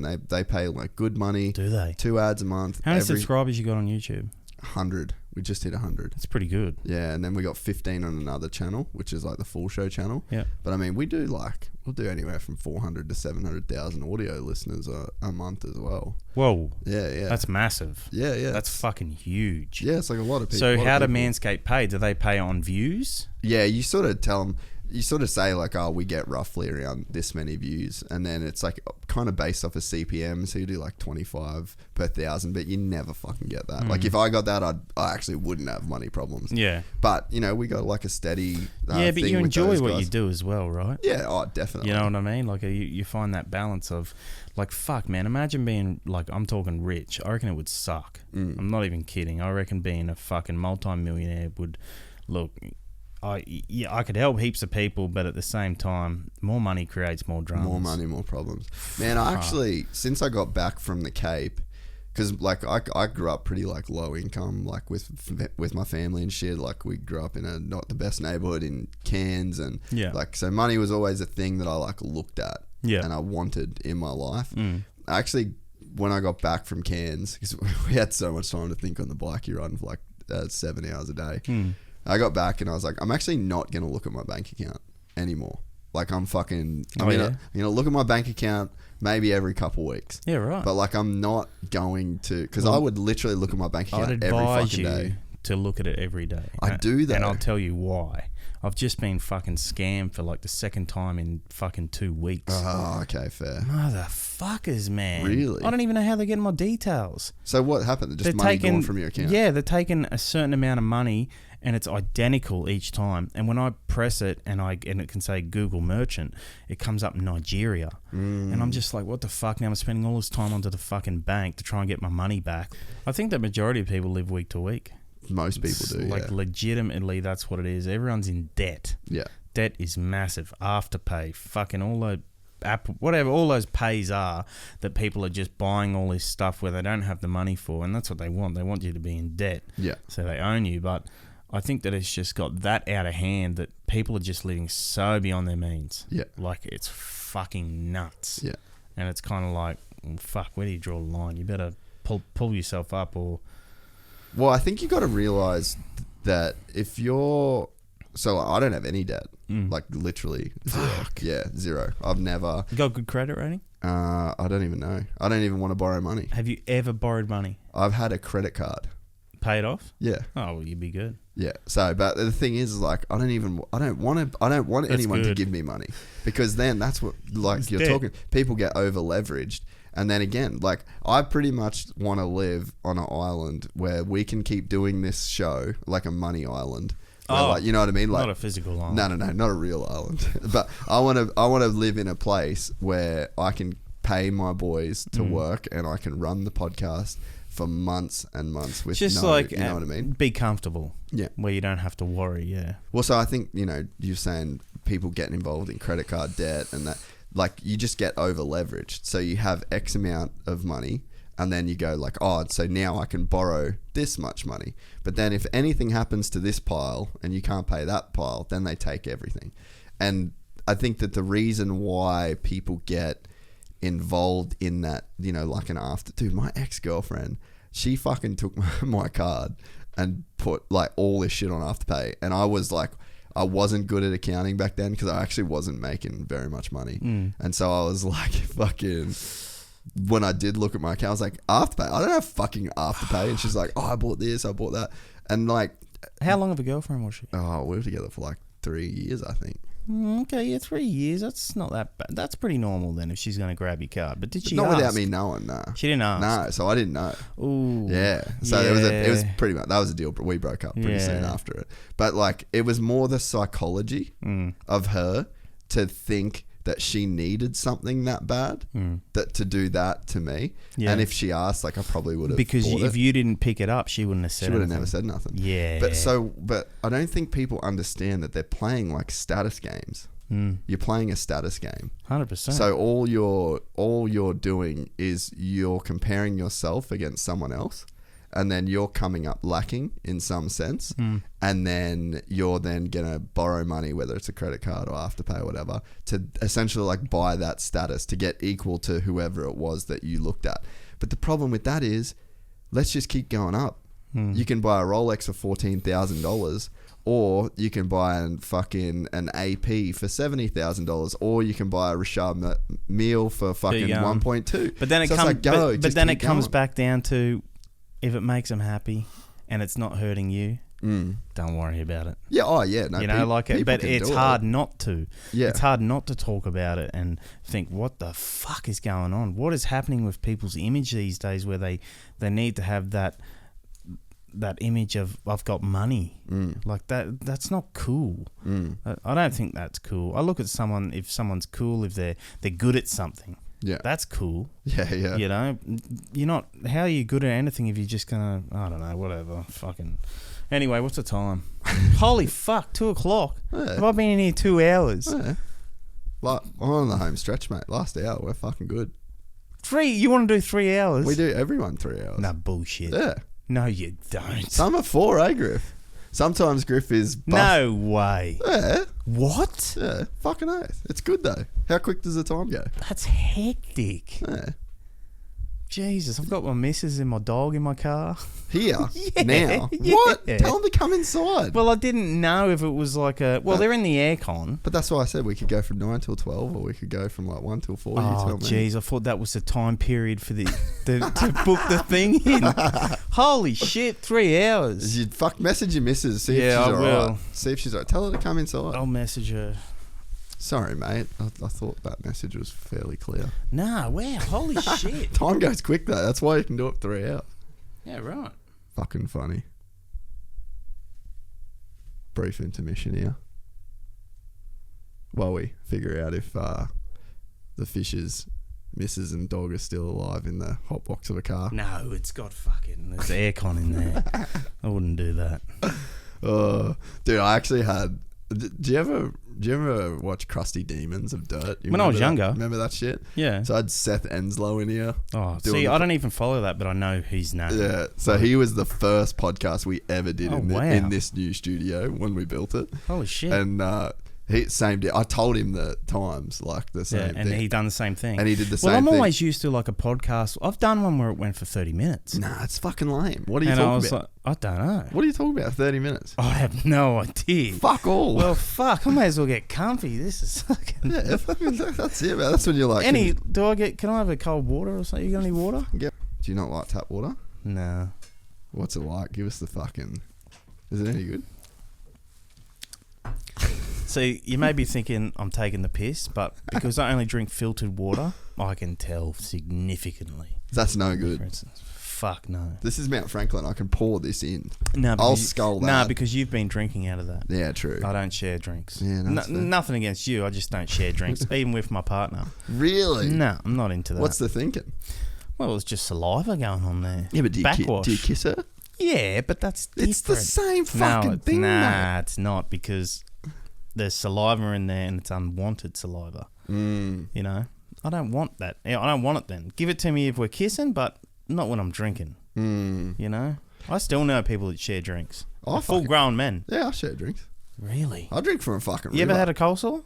Nah. You're very lucky. Yeah. See, that's one of the reasons I've stayed clear as well, because of that. You don't share. But if someone's got a cold sore on their face, I wouldn't share their fucking drink. Necessarily doesn't have to be Yeah, true. there Yeah. at the time. It can be hiding. Then all of a sudden you share a A drink. little fucking sippy. Next week you're fucked up. You got them all around your lips. Your missus is fucking leaving. Yeah. Yeah, Your shit's- life's in fucking shambles. Shit's hectic. It can all start with a fucking shared Mount Franklin. Well, when we were young, we used to share bongs. Yeah. You know. Yeah. But Did you ever do the fucking burn the top of the fucking bong just to like disinfect it? Yes. I'll do that. Yeah. Wow. Yeah. I forgot about that. Yes. Yeah. No, That's we how did. I actually had a mate. Do you smoke now? No.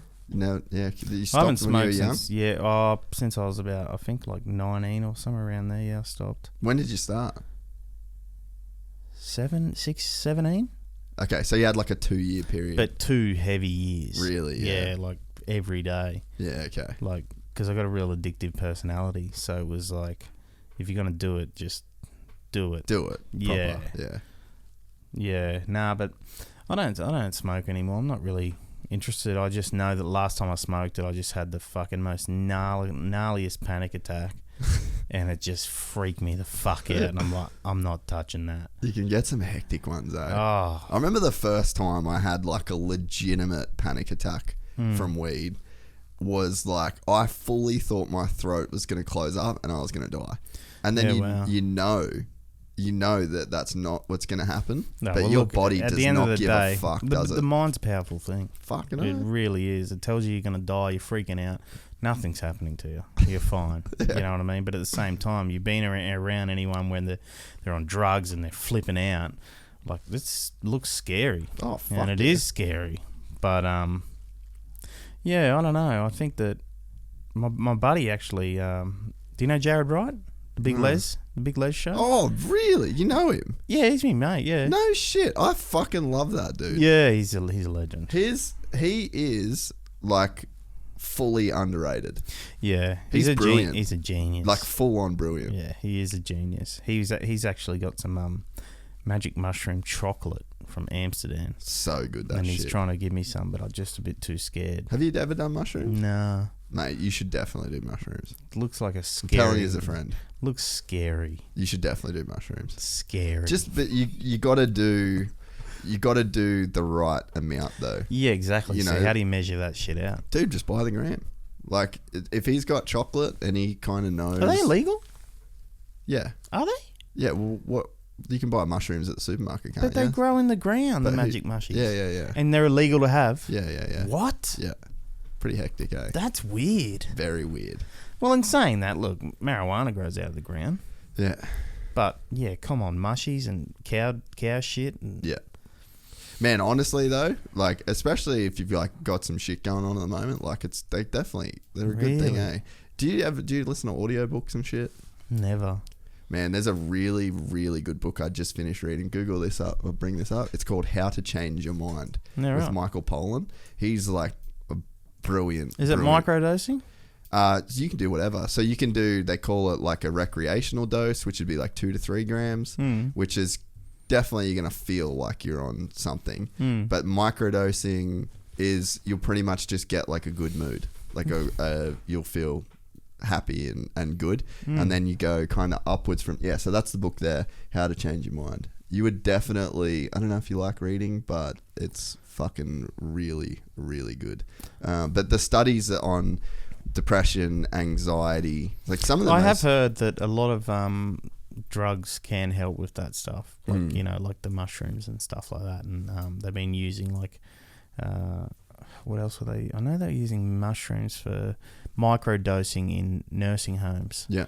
And it's been helping the elderly as well, which is pretty mind-blowing. I think there's a lot of things out there that could really, we could benefit from, but for some reason they try and keep us clear from them.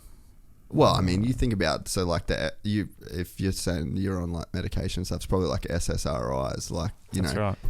Mate, the money It's in huge. SSRIs. So like you've got this. But couldn't they just fucking, if that's going to help you better, why can't they just use that and make money off that? Yeah, but you can grow it too easy. You can't fucking grow Zoloft. You know, Zoloft ain't coming out of the ground. That's what I'm on now. Is that what you're on now? Yeah. Do you find that it's really fucked with you? I was on Prestige before this, and Prestige I was on for, oh man, it's over a decade. Really? Yeah, and that shit fucked me up. In what way? Oh, just the moods, just up, down, wanting to die, very happy, and big crashes. Yeah. And then, you know, if I'd miss one day, I'm fucked. Really? Like, I'd have to like drive with one eye closed because I'd be that dizzy and disorientated, and my moods would just be fucking out of hand, and I'd just want to be in self-destruction mode, just drink and gamble and just... Yeah, it just fucked me. It didn't even help with what was actually going wrong. Like, yeah. And I just didn't even bother going to change it or anything because I thought, fuck it. Yeah, this is how I am. This is it. And I changed, and there was a few times I tried weaning off it, and that was a very bad idea because you know, I was doing it without help from like supervision. And you know, that was fucking bad. There was a few nights there where I was just done. I was like, I'm fucking out. But I went and saw a psychiatrist, and then he said, let's try Zoloft. And I was like, okay. So instead of weaning off it to nothing, you wean it off while taking the Zoloft. Something else, yeah. So I started taking that, and it was really strange, man, because I've never had a wet dream in my life. And then I started having wet dreams. And I was like, what the fuck is this? Really? Yeah, I was like, this is hectic, man. Like, I don't mind the old wet dream, though. Oh, you've had one? Yeah. At like a grown man now? Yeah. Oh, wow. Fuck, I had one. Oh, it'd be a few years ago now, but it's fucking weird. But like, you remember, like, were you having like a sexual experience? Yeah, of course. Yeah, I remember waking up, like a half waking up, and being like, I fully was just thinking that I was like having the best fucking sex ever. And then I like half woke up, and then after it, and like it felt like I was about to come. And then I was like, fuck it. I just closed my eyes. But each one I woke up mid blowing, man. And it was the most, it just felt very uncomfortable. Yeah. Because I'm waking up, not really knowing what's going on. Like, you feel like you're being raped. Yeah. Like I was like, holy fuck. And I was like, I can't keep taking this shit if it's going to keep doing this, because this is just too much.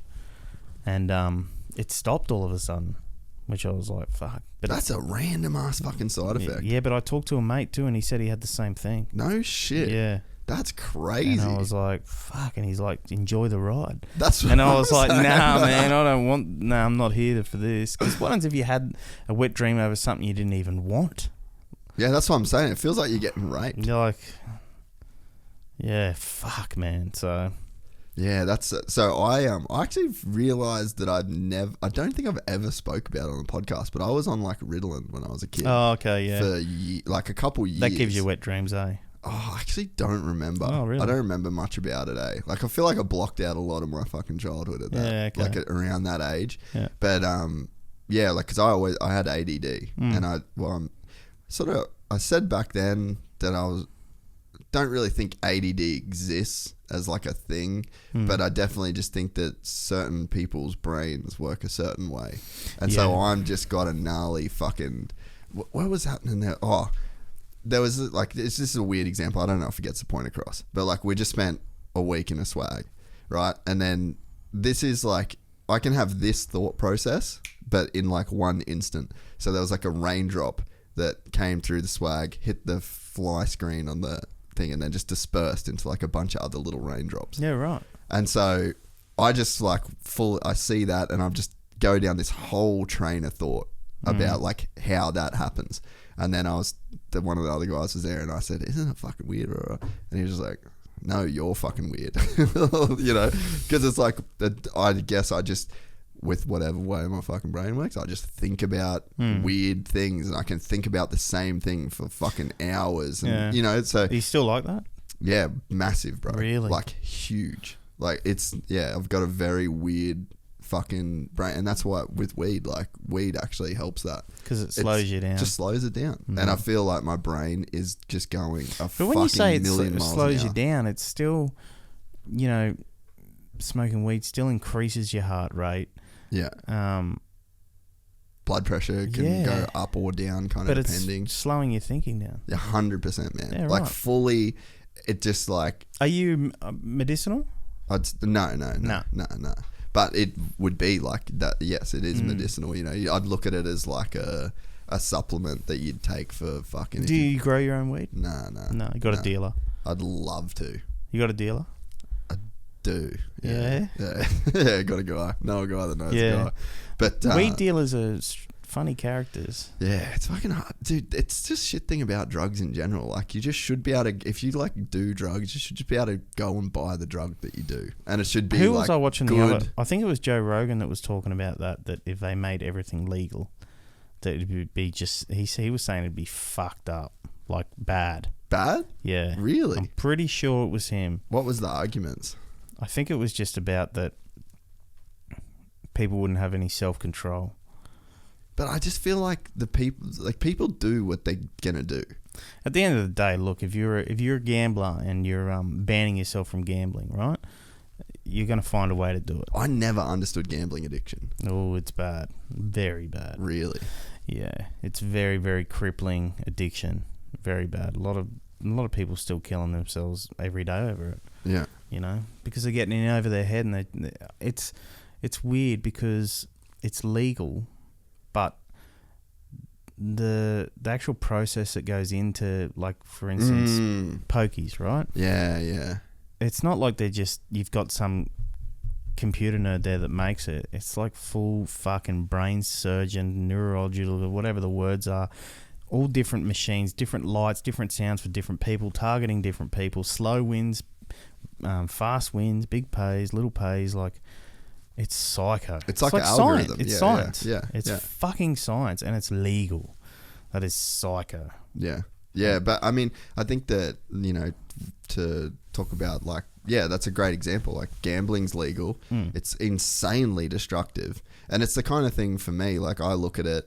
I used to go to Vegas a bunch when I lived in America, and I'd go to Vegas and I'd play roulette. Yeah. And I'd have a couple $100. Yeah, but you have a limit. Yeah, I'd have a couple $100, and then I just like. It made me physically feel sick. Probably, again, from the background, like the way that I grew up. It made me physically sick to lose money because I know how fucking hard it is to get money. And I just could never... I'm like, man, this feeling... Like, imagine being so fucked and thinking, like, this bet, I need to win this bet or I'm fucked. Like, what's the appeal? Yeah, wow. Because that's the position some people are in. Yeah, I need to win. I was fucked. I was bad. I was fucking bad. Suicidal from it. Fucking self-destruction. You know, the alcohol would go in hand with the gambling. Yeah. And you just wouldn't give a fuck. It got to the point, it's not even about winning. It's just self-destruction. You're just risking it. It wasn't about winning. Like, even if I won, it wouldn't matter. It'd all go back in. You know? It's... What do you think when you look back now? Like, why did you do it? Don't know. I fucking don't know. There's still times now where I want to go and do it, you know? But you just have to have that kind of reminder that you don't want to go down that path again. Yeah. You know, it's like when you got something bad that happens in your life and then you can't deal with the stress, and then you use use gambling or drinking a way to deal with it and bury it, and when really it just creates more issues. Yeah. You know? But there's a lot of people that are still fucking struggling so bad from that shit, and it's just everywhere on your phone, the sports bet fucking shit. They're just drilling it into fucking everyone's mind. That all the kids are getting, the same shit on their phones. So Facebook, here's gambling ads. Like they're already getting fucking, but fuck, what do you do? Yeah. No, it's hectic. But I think before I guess I wanted to bring up that whole like Ritalin thing, because it's just something I just never really thought that I even should talk about. But I probably should. Like, people probably should know that that's a part of, that was a part of life I had to deal with, just in the sense that it's fairly normal. Like, a lot of people are on medication. A lot of people had things that they had to kind of like deal with when they were growing up or whatever. And I actually realized the other day after I spoke to Jackson on the podcast that it's just something I haven't really spoke about. But did he do one here? Just yeah. It wasn't that long ago. We talked a lot about ADD. Yeah. And I just realized I'd never really spoke about it. I think even while I was talking about it then, I didn't like mention that I was on that shit when I was a kid. So it's probably way more normal than what people would think, that like to be on Zoloft or to be on any kind of medication. Yeah. Well, there's a lot of people that have a mental illness and they go, "Why me?" Or all these people are so happy, but you don't know what's going on in someone's life. There's heaps of people struggling with all different. Everyone's got their own issues, their own problems, and you'll never find someone that's got no problems. Yeah, I know. It's just fuck. You just got to live with what you're dealt. Yeah, and try and find that balance. And I guess that's how I've found it as well. Is like my balance is. My release is helping people. Yeah. If I can help people, it's a selfish thing because it makes me feel good, but at the same time, I really enjoy doing it, but it helps me as well, so. But I actually don't think that's kind of what I was getting to a little bit before with like the charity thing, is that it's like, it almost is looked down upon in a sense because you feel like I'm helping someone, but I'm getting something out of it.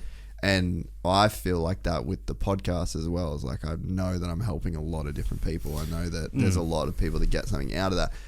Should I not be able to take my own joy in that? Is that not purpose? Is that not higher purpose? And is that not a way that people should like aim to live their life? Because I would argue that that's probably the most fulfilling life. Like, the most fulfilling way that you could live is to derive some kind of enjoyment, pleasure, and purpose out of helping other people. I actually think that's maybe one of the best ways you could live, even though we're kind of geared socially to see that as selfish, which I don't think is fair. No, I don't think so. I think that, it's a topic that you could literally just talk, it's kind of like a... I don't know, like that funnel that you talked about. Yeah. Because there is so many different aspects of it that I think that, maybe everyone that's on social media and they keep doing it and they keep copying each other and trying to get views and whatever, it's just implanting it in people's head that, hey, well, I want to do it. Yeah. I want to do it. Look at that person smile. I want someone to smile at me like that. Yeah. And that's the way it is. You never know. You go up to someone, even... $50, man, can change someone's life, literally. Yeah. So. Dude, there's times, like, especially starting this, where for like years, where I just didn't really have enough money for fuel to go places. And on the surface, I was like running. Did you ever get to a point where you didn't have any money to eat? Oh, definitely in America. Wow. When I was in America, I lived in a house without water and electricity for a couple weeks. What? Yeah, I was just going and sharing at the gym I had a membership at. Jesus. And like, I just had some food that was in the... Didn't have any, like, your parents couldn't give you any money? I just didn't want it. Yeah, I just didn't want it. But you had the option to ask. I could have, yeah. I definitely could have. But you didn't want the assistance? No. Because I saw a lot of it as like my own problem. You want to do it on your own? Well, and I saw that I created a lot of my problems. That's pretty responsible. Not really. Like, I was irresponsible to get myself there. Yeah, but it's pretty, you took responsibility for your actions. And we're like, well, I'm here because of this. Instead of saying, well, fuck, I'm fucked now. I need some money. Yeah. You know? Dude, there was times where like I did ask for money. So I had this bank account that was, it was like Cairns Penny Bank. Like that's fucking how long ago this was. And they didn't, so I was in LA. Mum pretty much didn't wake up till about like 2 PM LA time. Yeah. And I drove. We had one of our suppliers for the race team that I work for. One of our suppliers was in Compton. And so I went there. I got asked to go and drop this shit off. And then I was like, I got in my car and I was like, oh, I don't have enough fuel to make it home. Like I could probably get there, and I had no money in my account. But it was like a new gig that I was working for this team, and I didn't want to say like, nah, man, I don't have enough money to go there. So I fucking drove to Compton. It was FMF. I dropped off these pipes at FMF, and then I was fully on empty. Yeah. So then I just drove to this nearest Chevron, and I just sat there and I just waited, and I was fucking sitting at this gas station in Compton for like 6 fucking hours. Good car? I was just in a truck, like nothing crazy. Nah, that they want to roll you for. Nah, not really. No, they wouldn't get anywhere anyway, would they? Nah, there's no fuel unless they got some gas. But you could have stolen fuel. Or can you in America? You got to pay before you put it in? Nah, I could have stole fuel. But that was one of those situations where I literally just waited till 2 o'clock and sat in my car. Wow. I saw some hectic. I saw one dude flog his missus with the fucking hose. Jesus. From the car. And I'm just like, fuck. It was hectic. So that was the time I asked my mum for money that time. You didn't go help her? What's that? The lady? Nah, I couldn't. It was gnarly. You're a pretty big dude. Nah, but I don't think not at that time. I was fucking like 19. Dude, I was so fucking scared. Yeah. I actually haven't thought about like why I didn't fucking jump out of the car. I guess nowadays I probably would. Yeah. But back then I was like, bro. Well, there's that saying, right? Like, mind your own business. That was one of those places where it's like you just... I've seen it happen a lot as well, where the same incident, but the man will come over to help, and then the woman turns on the guy coming over to help. That's fucking real too. Yeah, of course it is. I was honestly scared of getting killed. Like that was one time. It's not that bad, Compton, but right? At the time, it felt pretty gnarly. Like I think I was 19 or 20, zero money at a gas station in Compton, watching a dude flog his missus with the fucking Bowser hose, waiting to get some money, waiting to get some money to fucking to drive home.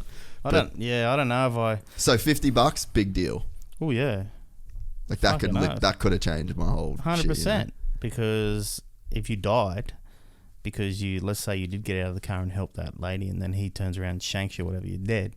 You wouldn't have been in that position in the first place if you had. Yeah.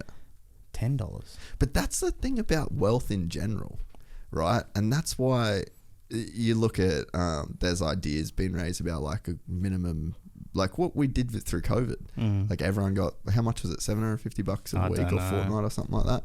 But like you think about the fucked up situations that you end up in as a result of not having any money.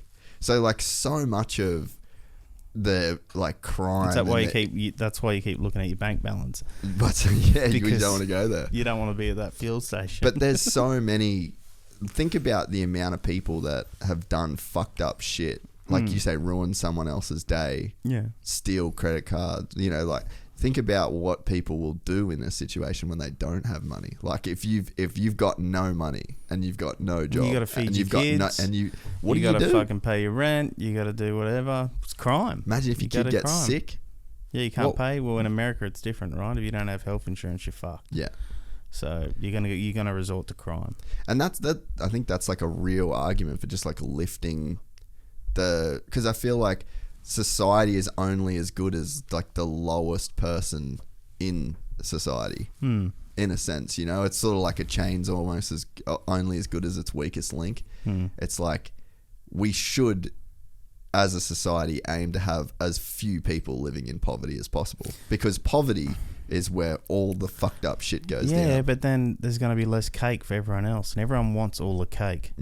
So it's never gonna happen, because it's all embedded in people's minds how to live, what to have. You know, go to school, fucking get a home loan, meet a chick, get married, fucking all that bullshit. Yeah. Because that's the way the world works, and that's the way they want it to work. Yeah. But I think that everyone's kind of waking up to that now. Maybe not everyone. I think a small percentage would be starting to wake up to it, and it will come a day where people will actually wake up from it. But fuck, until that day, I guess we just have to keep putting around and doing our best. Doing our best. That's all you can do, you know. I just feel as if like that when I was saying like cancer is as common as a cold, like it is. That shit's hectic. Like it's fucking, that's some scary shit.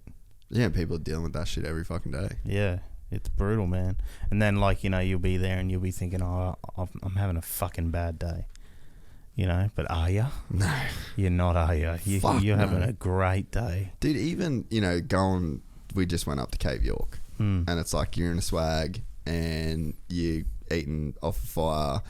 The idea of a supermarket at 10 o'clock at night when you like probably could eat more and you don't have a fucking fridge to go to and you don't, you know, like you're buying very limited supplies from like the communities and stuff up there. Yeah. It's like even just the comforts of a supermarket. Like how can you be sad when you have the ability, like if you've got enough money to buy food at a supermarket and it's like not going to stress your bank balance, bro, welcome to heaven. Yeah. Like you've legitimately made it to fucking heaven when, you know, you're the 1% of the 1% if that's the case, you know. But you get, it's like that fucking, what we were saying before about like you do cocaine off a stripper's ass 500 times. 500 trip to the supermarket, you're just at the fucking supermarket. That's exactly right. You don't appreciate it. Yeah. You don't appreciate getting up at night and being able to go to a toilet that's in your house rather than walking out the back and walking down. Or you don't appreciate being able to turn the air conditioning on or the heater. Like or going to bed and not waking up with malaria. Exactly. Like, you don't need mosquito nets, but we may. But that's a really fucking good a good charity. I hope I'm gonna look into that one. Oh yeah, well yeah, I'm gonna put in $500 today. I'll just let's do it. Fucking, I'm keen. I mean, it's been on my mind for a bit, and it was one I was gonna do it just and not say anything about it, and then that's when I kind of had that thought. I was like, it's probably not the move not to say something though, because we should probably normalise people doing shit like that. Fuck, man, it doesn't matter what reason you give money to someone for. You want to get more clout, you want to boost your self-esteem, who cares? Just fucking give the money to, like, the only thing I don't like is when people string things along and say, oh, hey, have you got $1? I really want to, stop fucking with the head, just give them the money. Yeah. Just fucking give it to them. Yeah.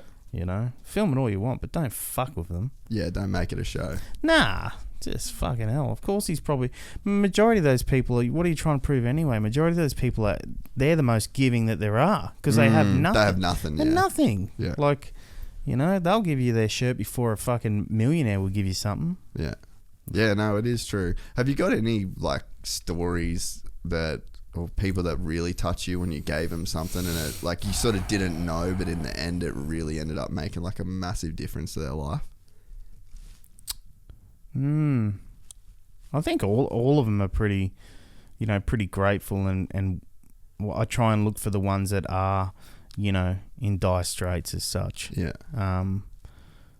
I think one of the ones I did when COVID was on and I went to the supermarket, I didn't video it, but I just went there and I started paying for people's fucking groceries. I think I took like $8,000 or something, and I ended up giving this lady a couple of grand, a real old lady, and she ended up writing an actual fucking letter of this spiel of thank you, my rent, blah blah, and then gave it to the people that worked there, and then they gave it to me, and then I read it and I was like, holy shit, man, this lady, like, legitimate, like, she fucking wrote a fucking letter and like signed it, like, she was full old too, like, proper, and I think that one was pretty moving for sure.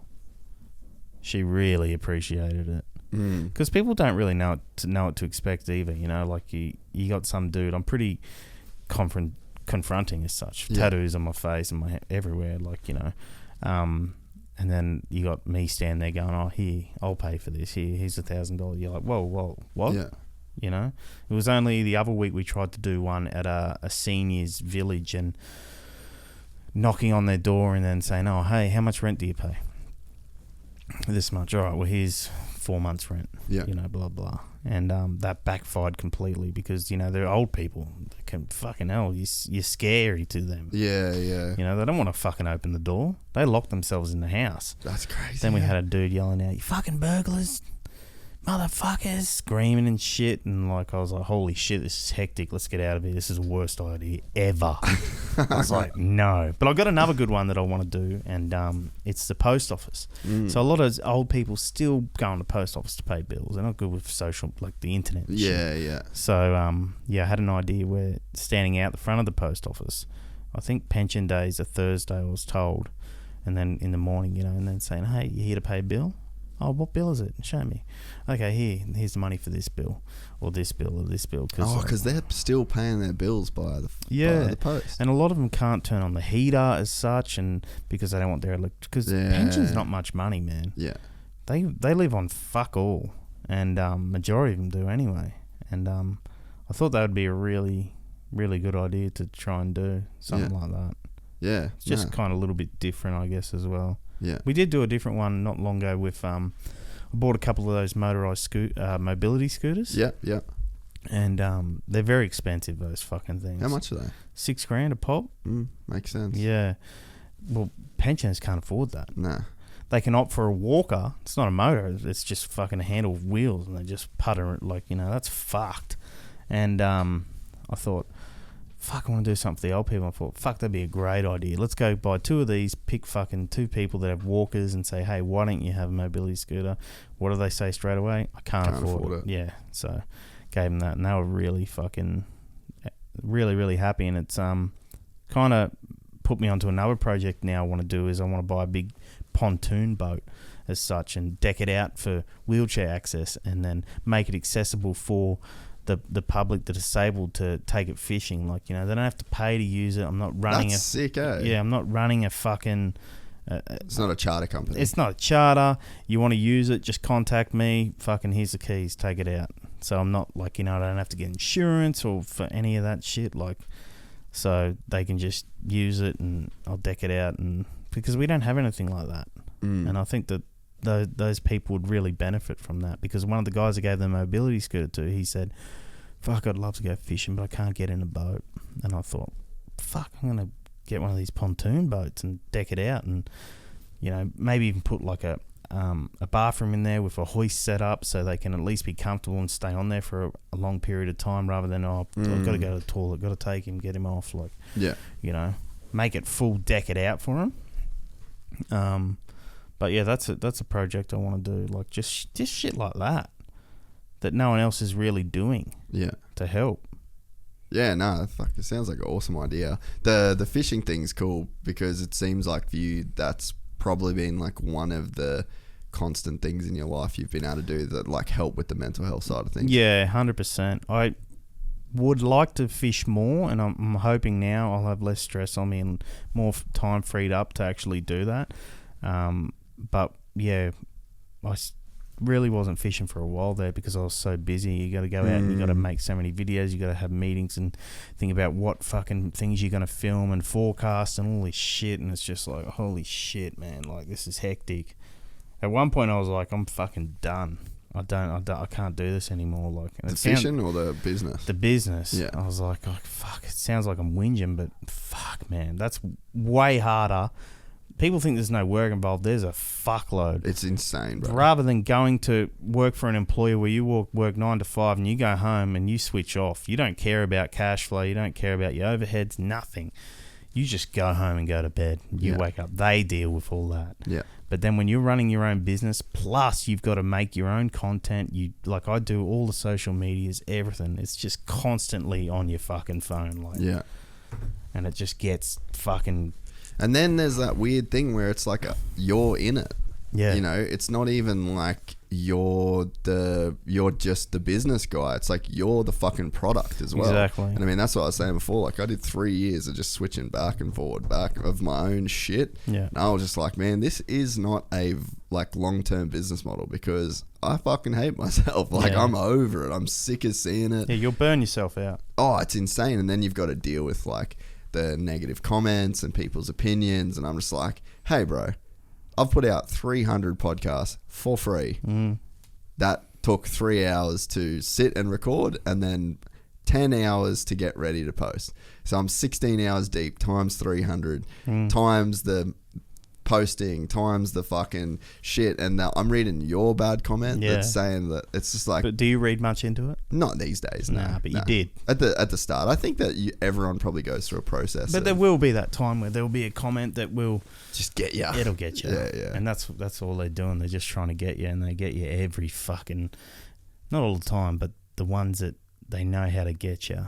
And it's just like, fuck, who are you? Yeah. What is your life like? Yeah. Is your life that good? Like that you got to spend time out of your day to come to me and say this? Like, fuck, I've had death threats. Why don't you just fucking kill yourself and get it over with? Like that all the time. Really? Yeah. That's so fucked up. And like proper fishermen too, because they don't like it because I've come in and fishing was so clean, calm and collective. You know, it was like, yeah. You know, we don't carry on like that. We're fishermen. This is a fisherman's code kind of thing. It's like, fuck off, idiot. Let's have a laugh. Go jack off over your Coxswain's ticket. Let's fucking, you know, get the dogs, have a bust up and have a good time. And I think it was just bringing something fresh to fishing because, fuck, there was just that loophole, man. No one was taking yeah. I was like, how is no one taking the piss out of fishing? Like, are you kidding? They're the most serious. It's the easiest thing in the world. Any hot chick will fucking tell you about the dude on the Tinder profile that is holding a fish. It's 100%. a fucking meme, bro. Yeah, I know. And it's just like fishermen in general, man. Like there's some real like normal ones, and then there's the gnarly ones. They're like a hybrid between like a truck driver and a fucking a toilet cleaner. They're psycho. You know, they're the kind of and yeah, like, fuck that loophole, man. I still can't believe no one was taking advantage of it. Well, that's kind of like was one of maybe like where I was kind of going to go a bit is like if this content, you know, the stuff that's getting you in trouble, and if it's like it's the prank stuff and it's like harder to do and harder to think of and you're well known now, why don't you just start like a legitimate fishing thing? I thought about that, but it's not staying true to who I am. And that is... But how? Well, because... For one, I suck at fishing. Fishing is hard. I suck at motocross and I get paid to ride motocross. Yeah, but... Hey, you get paid. Fucking oath. That's part of the job, bro. You get paid to ride a motorbike? At times, yeah. For what? Doing tricks and shit? Nah, like we do fucking bike builds. We do like we go have events that we go to. Like, yeah, right. We'd make videos of like we did a trip through Europe. And we made like 5 videos from it, and Manscaped fucking sponsored it. But you'd know a lot about a motorbike. Yeah, but I'm not that good. Nah, see? Like if you compare me to a pro that races for a living, like the best motocross rider in the world. Are you talking about like the ones how they go around in circles? Yeah, and just like... Yeah. Is that what you're in, or you're into like the backflips? No, like the racing side of things. Oh, you like the racing? But like trail riding, we just rode. Do you like the racing? Yeah. I'll still race every now and again. Seems pretty gnarly. It is fucking gnarly. If you come off and then you got 40 blokes fucking riding behind you, they're going to run you over. The last big crash I had, a guy just crashed in front of me and I just fucking front flipped at like 60 k's an hour, just thrown off my bike, like cooked my back the whole day. Broke my wrist at the cave. Like, so, yeah, it's no joke. My point is... Yeah, but you're actually out there doing it. Oi, all right, Griff. You got any footage of you doing it? Yeah, go on our Gypsy Instagram if you want. So, Griff, how much better percentage-wise would Chase Sexton be at riding a motocross bike than me? Be completely honest. Like 90. Who's Chase? The best dude. Hey, that's still pretty good. Because so he's 90% better than me. 90. Now, it would sound bad if he said 100. But it's so close to 100. Yeah, but you're still holding 10%, and that's still pretty fucking good. You would be 10% of a fisherman, is my point that I'm trying to get across. Yeah, look, hey, I would be, but I find that shit boring. But do it your own way. Yeah, we've done it. Where have you gone? We've done fishing with fish. Where? Well, just in the river and that. Nah, bro, why are you not... Content idea for you. Yeah. I'll fucking do it with you. Go on a fishing charter in fucking Darwin, bro, and catch the gnarliest dogs you've ever caught. Fish from a fucking helicopter. I don't think people are interested in that. I'm telling you. In a helicopter. Fish from a They fuck. won't let me fish from a helicopter. They do. There's No, heli. they don't. Alright, Google heli fishing tours fucking Darwin. Let's No just see what way. comes up. I'm telling you, there is a fucking way for you to be yourself and make like gnarly good fucking content that would fill up your cup and other people would froth on. Is there one? Darwin heli fishing adventures. No, you don't fish out of the helicopter. They drop you down on the land to places you can't access. I know people that have fished from a heli. Look, I can see you there. Look at Nah, that. Look at see, that big fucking You're not fat pulling up a dog. fucking barramundi from a helicopter. I'm telling you. No, they don't. I know people that Look at have the done helicopter landed. See, it's all landed. There's no helicopter fishing. it. I know people that have done it. There is no such thing. You show are me. will- Show me. YouTube it then. We got a better chance Fishing at YouTube. from a helicopter. Done. Griff. There's Find no it. way. Griff will find it. I'm telling you though, if like there's a way that you can make fucking dope content doing this shit. The fact that your whole brand Doesn't exist. marlin from a helicopter. That's fake. It's fake. I've Have- seen that one. You've seen it? All right, Jumps don't out. click on that one. Drone fishing? Go helicopter fishing in British Columbia. Heli fishing in Cape York. Patriot Games. Fuck yeah, shout out to Justin. They won't copyright strike us. In this episode of Patriot Games. So like let's fast forward to the fishing from the helicopter. It's got to be something. Go to that bit down the end there maybe. Keep going. Yeah, like right around there. He's fishing for boar from a helicopter. Yeah, that's how a lot of the fishermen hunting. the fucking pest control they shoot them From helicopter. Yeah. Fast forward this, see if they get to the heli fishing bit. There we go. Let's go. Justin's dad, Rob, is Why is the fucking powerfish 'Cause not you can't. catching a 3 And I meter tell you fucking what- flatty from a heli?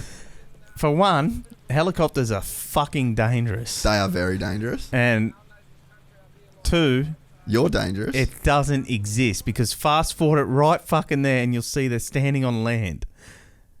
The helicopter just gets them to these spots. We've found another hole. We've found another hole in the market. Catching man, a I 3 just- meter. How's the YouTube title? Catching a 3 meter flatty from a helicopter.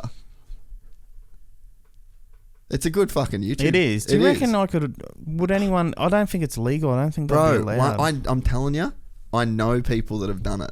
I've got a friend. I'll But how there's no footage. be the guy. It's impossible. I'm That's telling. why. Well, all right, we've just set it up for you. Because you know why? I'll tell you why it's impossible. The helicopter, the wind coming from the fucking helicopters, blowing it on the water, scaring all the fish away. Those Those flatties are going to be gone unless your helicopter's like kilometre in the air. Do you ever get paid from like real companies and shit like that? Nah. Fuck, you're missing it. I'm telling you, you can do.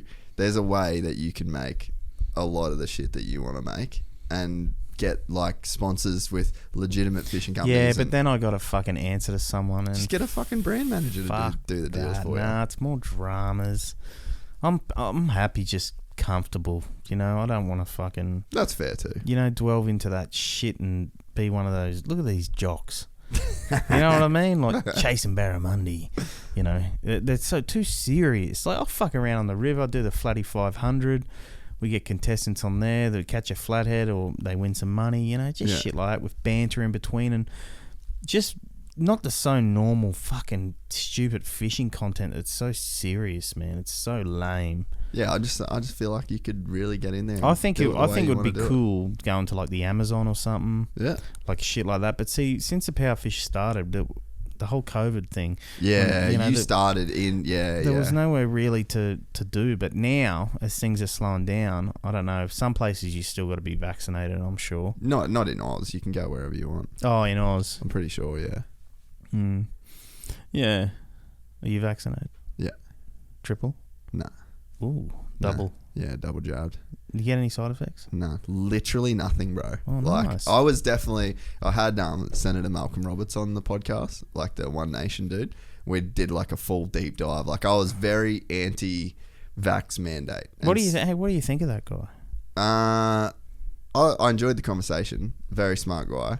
I just think that whole party is like, you just kind of, they're chasing issues. Like they get a thing and they're like, they put a flag in the ground and then they just like want to argue, and then they want to drum up support from the people that believe their extreme argument. And he's like, you know what I was saying, if you're like someone that believes every single conspiracy theory, you're just a contrarian. So I think that they're on like that side of things in a way, you know. And I think that it's like, if you're an anti-vaxxer, I was like, all right, maybe I'll listen. If you're an anti-vaxxer and a flat earther and a chemtrails and a this and a that, it's like, well, fuck, what? No, I'm not having this conversation. Like, I can't, I don't know what level you're on. It's like, you fuck one goat, you're a goat fucker kind of deal. I think that you can get into that territory where it's like, oh, you're just this guy. Like, you're going against what everyone else is going against. Just to go against them. Yeah, exactly. But in saying that, like, fuck, you can delve so deep. Is the earth round? Fuck, I don't know. Have I done my research? Or when people say do their research, where are they getting their research from? It's a weird thing, right? It is. It is very weird, because I want to know where that person got their research from that put that there. Yeah. Do you know what I mean? Do I believe in the moon landing? Fuck no, I don't believe in that shit. Have we ever been to space? Probably not. Maybe we have. But until I go there or I do it myself, then I'll believe it, kind of thing. I don't know. It's a real difficult... The thing that yes, I agree. And what you said is correct. How do you know that him and him... Yeah. There has to be some... But at this point, though, I guess this is my thinking around it, right? Is like, at some point, there has to be like some faith in an institution. I think that's probably... Like, I don't have faith in the government. I don't have... God? You have faith in God? No. Christian? No. Read the Bible? Yes. Really? Yeah. You've read the Bible? I went to Catholic school. Ooh. Yeah. So I spent like 7 years. I ended up getting expelled. What do you think about the Bible? Truth? No, well, I think probably a lot of stuff in there is true. I think it's a story. It's a really well-written but where story. did it come from? What do you mean? Well, the Bible. Like, they're saying it's this old, right? And it's come all this way, and it's still the same today? No. I don't think so. Well, it wasn't written in English. So if you're reading an English Bible, literally no word of Jesus. What was it written in? Hebrew. See, that's how much I don't even know. So like that, the Bible as it stands now is an interpretation. So like someone's translated it from one language to another language. It's a true story movie. Based much. on a true story. Yeah. But I've seen no evidence of the Ark. Where's the Ark? I have no idea. Surely we'd find the fucking Ark, right? Well, like if how long was it? It was fucking long. It was a big boat. If it had 2 of every animal, and how did they know that it was 2 of every animal? I got kicked out of the Catholic school because we had like a brother that he was like the head of the school, right? And he came in and was doing the religion class, and it was back when in primary school you'd have all the teachers, all the classes were with the one teacher, right? So you weren't broken off into. I wasn't doing home ec, and so we did paper mache dinosaur eggs. Yeah. In like the morning class, and then the next class was religion, and then he read the book of Genesis, which is like God created the earth in 7 days, and on the first day he did that. And I was just like very innocently, where was the dinosaurs? And so, they didn't like that you questioned that, did fuck they? No, bro. Like it turned into a full thing, and I just stood there. That's what. And it was such an innocent question. It was like I literally just made a paper mache dinosaur egg. Where are the dinosaurs? And I'm like, okay, so are you lying, or are you lying? Yeah. There's 2 adults saying 2 different fucking opposing things. But yeah, but like I guess my point was, like, I don't have full faith in the government. I don't have full faith in the, like, a lot of what would you call them, like what the word be? Like I don't have faith in these institutions, right? I don't believe that they're all the way correct. But in terms of, like, at some point you have to trust like the institution of science to a point where it's like, if you're an engineer and then that engineer gets a job at Qantas and then that engineer builds a plane and then I get on that plane. So like at some point I'm trusting science. Like I'm trusting science all of the time. But science, every day. Science is another difficult one as well, isn't it? Because, yeah. But my point is that if I can trust science enough to get on a plane, so like, or there has to be a certain faith in an institution that would give an engineer a degree that would allow to build a plane. So for me, again, it's like, all right, this is very selective. So you'll believe in this. Like, I've had a fucking STD before. I took a pill and went away. Did you? Yeah. What'd you have? Oh, chlamydia. Oh, dude, everyone's had chlamydia. Yeah, it's bad. Don't say STD like it's something bad. Like, everyone's had chlamydia, dude. Have you fucked if you haven't had the clap? Have you even had sex? Exactly. So that's my point. So again, that's a vaccination. What about gonorrhea? Let's get into the good shit. I haven't had any of the good shit. What? What have you had? Chlamydia. But I wouldn't mind a bit of chlamydia. Look, a bit of herpes wouldn't go astray. A bit of street cred in herpes. Like, I think there is. Fucking oath. I think there is. Dude. I think everyone doesn't want to come near you, for one, which is good if you like being alone. Dude, I was with a chick in America. Herpes? She got HIV. Ooh. Not from me, obviously. Ooh, but you actually were having sex with her. So before... Then you had to get tested. No. Before, right? So this chick, dime piece. Like, straight fucking dime piece. Like, she's the kind of... after we had our little fling, like when we were both pretty young, she was like flying around the world with like fucking golfers, and so she's like A-grade pussy, like as good as pussy gets. And then she got fucking HIV, and then so she went off around the world for like years, and we were cool, we were sweet, and then it was like years later we'd kind of circle back. I was living in LA, she was living in LA, and we started like talking again. And then I had one of her friends hit me up and just be like, "Oi, I took her to the hospital for this. This went down. This is what she's got. Has she told you?" And I was like, "Nah." And then I just quickly... Nah, but she wasn't trying to get naughty with you. No. It wasn't like where there was like to a point where we were about to have sex and she like didn't tell me. We Could didn't get to that could point. there It have would have, been? yeah. That's the way that it was going. And I always thought, man, like imagine that if you got like trapped in that. Well, people do. situation. What about the one that happened on the Gold Coast? He was a circus performer at the casino, remember? No. And it happened not too long ago. Yeah, African man. I think he was African. Really? And he had HIV, and he actually went to jail. So you should. Yeah, because he went around having sex with all these women unprotected. Bro, that That's shit fucking is so scary. manslaughter, man. Fucking for real. But there's people that are angry at the world, right? If you're angry at the world, you're going to get a gun and kill people, or you're going to have HIV and go fuck blokes and then kill blokes and kill women. And Yeah. that's some pretty gnarly shit. But if you were to offer me money for HIV... 100 grand. I might... No, not 100 grand, but let's say 10 milli, I'd probably take it. For like a version of it. Because I think No, Charlie's... death. If you said to me, I'll give you $10 million and you get HIV and you're going to die in, say, let's say 3 years. Well, I think it takes a bit longer than that. That's not a good deal. Yes, it is. Nah, what do you... $10 million. But you just spent time saying that fucking that much money doesn't matter. What would you do with $10 No, million? because I can help, man. I could fully set up my nephew, $10 million, man. Like, But you wouldn't want to be around for more than 3 years? not if I had the chance to take that money. Because I'm very look, I think that I've talked about this with my mate a bit, and I'm content.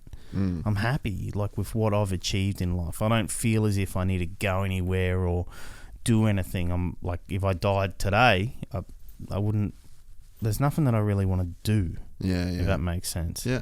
I'm not craving to go here or do that. So if someone said to me, "Hey, $10 million, you live for 3 years, but you get 10 milli," well, yeah, I'm going to put people that I care before me. Careful, so it may sound strange, but Yeah, it's a strange thought experiment, but I guess it makes sense. like, Well, if you've had, like, if you've lived a life with the level of depression that you have, exactly. I always wonder, like, when you think about suicide, and it's a fucking super common, like, it's unfortunately common. Yeah. But you think about suicide, and you think about someone, so you said you were 37? 37 years of being tormented by your own mind. Not 37 years. Probably started 18. Okay. Since What do you 18. reckon it was? Well, I think, and it's just my opinion, that one of the pieces to it, which isn't the whole thing, but had a part in it, was weed. I think I had some chemical imbalance going on, and it just. It's a super young age to be doing that shit too. Yeah, look, I think weed's good for so many people. Like, I've seen it help people, you know, but for me, it just done the opposite. Yeah. You know, which Yeah. Do you remember what you were like before it? Like, so, you know, to go to the level where Yeah, I do. I was fuck, I used to have really bad anger issues where I'd have to get in winter, go out night when I was a kid and turn the hose on and put the hose on me to like calm me down. Really? Because I'd just be that anxious and like just, yeah. Where do you It was think that really came from? Weird. Fuck, I have no idea. My childhood, my parents were like, they split up when I was young, and fuck, they were separated for like 17 years or something, then got back together they ended up getting back together when I was a bit older. But, yeah, I don't know, eh? Fuck.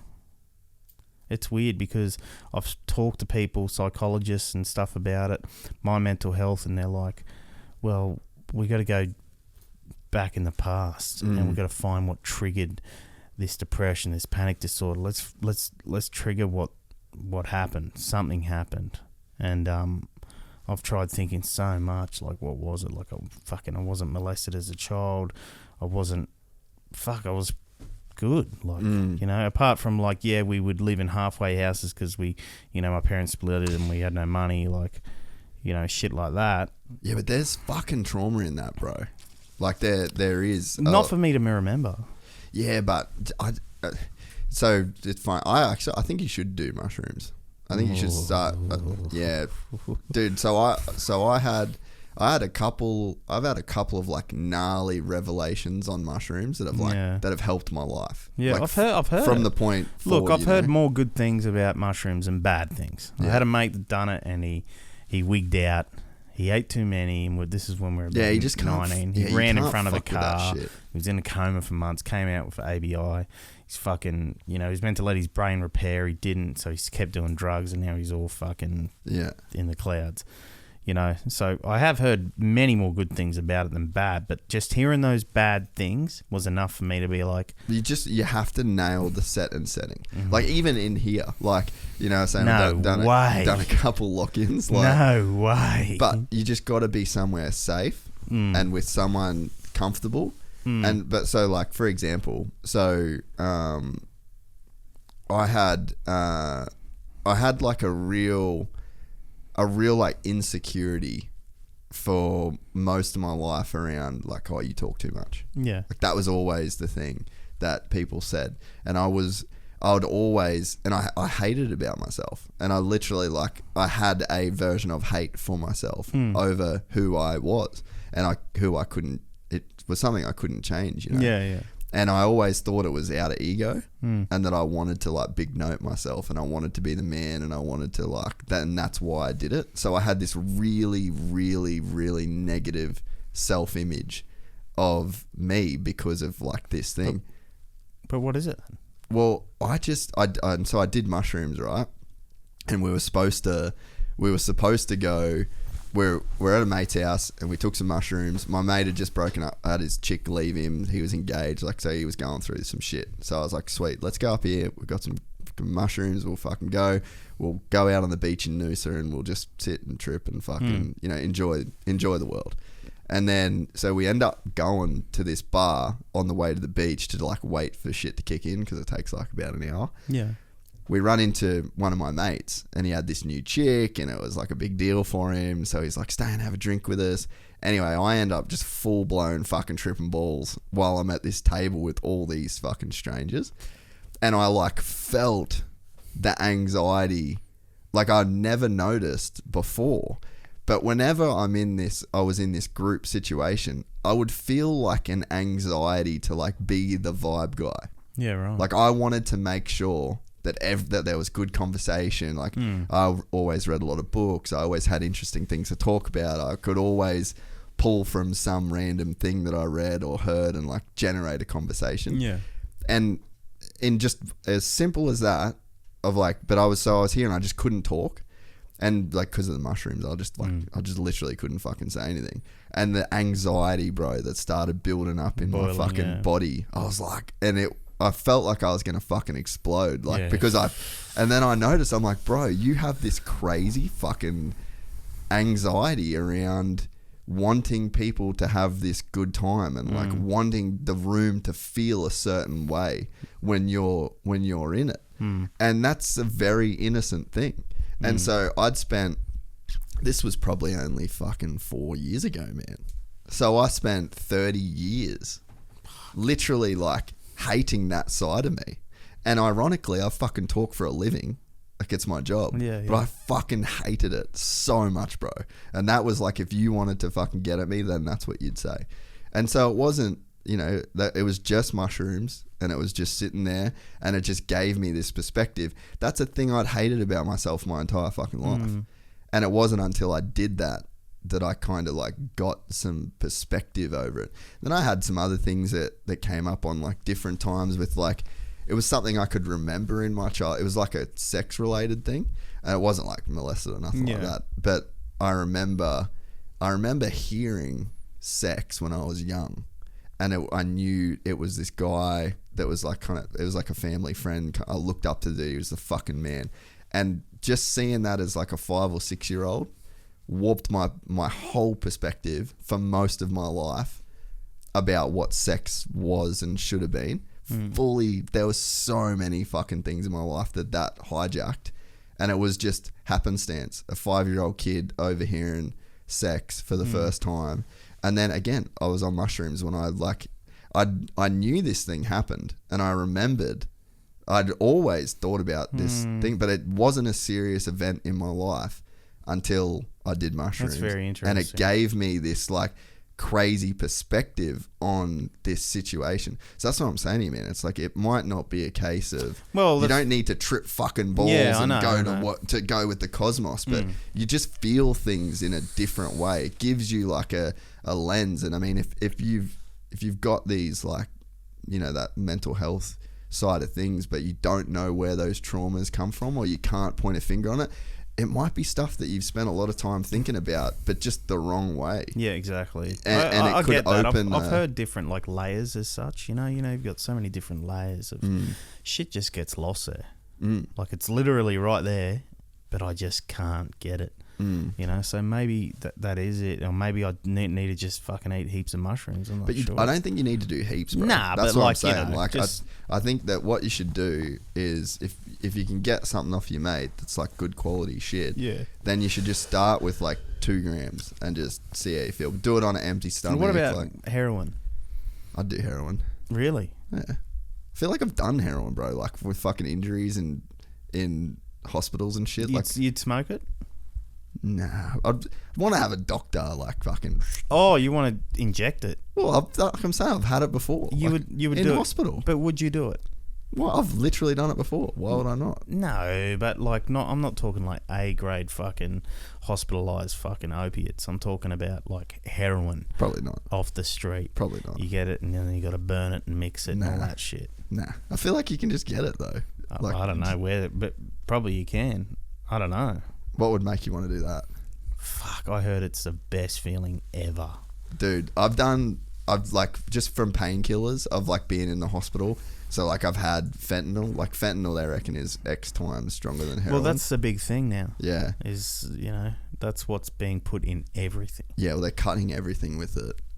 But I remember being in hospital. I woke up from I had a kidney operation, and they cut through like all the fucking, like all your stomach tissue and shit. Yeah. And then I woke up, and then they're like, "How's the pain?"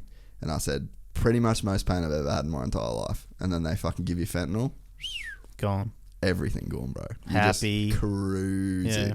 I can definitely see. Very dangerous. Oh, dude, I definitely see why people. I actually said to my old boy after it, I was like, because come from very anti-drug family, and I said to my old boy, I'm like, man, I can see how people are heroin addicts. And he's like, no, fuck that. And I'm like, no, I get it. Like, yeah, fuck being a heroin addict, but I can see how it happens. Like, that shit was crazy. Some of the streets in America, what is the street called again? Skid Row. No, not Skid Row. There's another area. And it's just so gnarly, man. Like, they're just injecting on the street. They're all like, there's just people like zombies, man. It's fucking intense. Yeah. It is so fucking hectic, and it's just like, fuck, we don't have that here. No. But- Now, I feel like we just have a.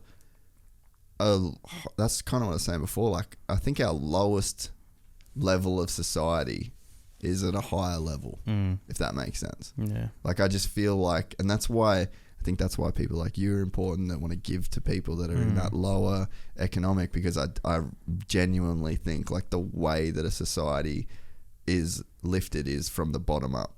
You know, like the society doesn't get better by adding to the top. Like society gets better at the very lowest level. Like a chain is as weak as its lowest link. And I just don't think Australia has the same level of like poverty and the same numbers of people. No, of course. We've got a way larger population in the US, but I don't know. Fucking hell, we may get there. We may end up like that, have streets that are just fucking filled with tents. Like, it's fucking housing crisis. Like, people have no money. Apparently LA is like even worse now. Have you ever seen photos of Skid Row, Griff? Dude, type in Skid Row. It is... Have you been to America? No. Dude, it's fucking something else, bro. I remember the first time I ever saw it, I was like, holy shit. Not the band, though. Just Skid Row, yeah, and type that in. It's full on, dude. Go to images.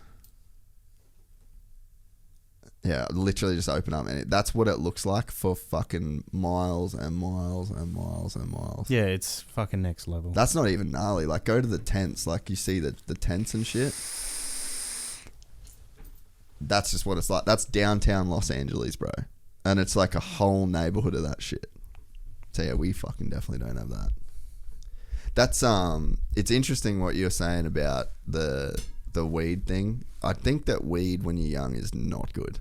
Like, are most drugs that when you... Not for everyone. Yeah. But for some people, everyone's different, you know. I think that it's like people can do things in moderation, you know. My uncle was a functioning ice addict. Really? You know? He got cancer. He ended up dying, but he lived way longer than they thought he would, and with way less pain because of the ice.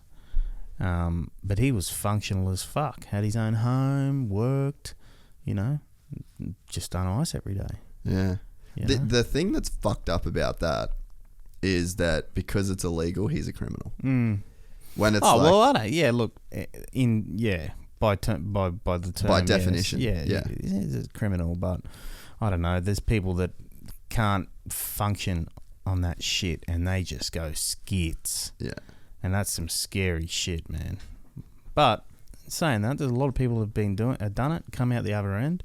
Great people. Well, you did a documentary recently with Dottie. Yeah, okay. Dottie was a great gentleman from Pottsville, and he got into the amphetamine kind of bit stuff there, and mentally wasn't well, and jumped out in front of a car, and he survived, which he's very, very lucky. And now he's sober, he's clean, and he's living a great life. Even Jake Duncombe, you know Jake, the skater? No. Successful skater, rode for, who did he ride for? Volcom for a long time. He was big, he was pro, he had his own pro model, all that. He got mixed up in that bad stuff too, that's just ice. You know, he's clean now, family, kid, job. You know, so it's good when you see those successful, you know, those happy endings kind of thing.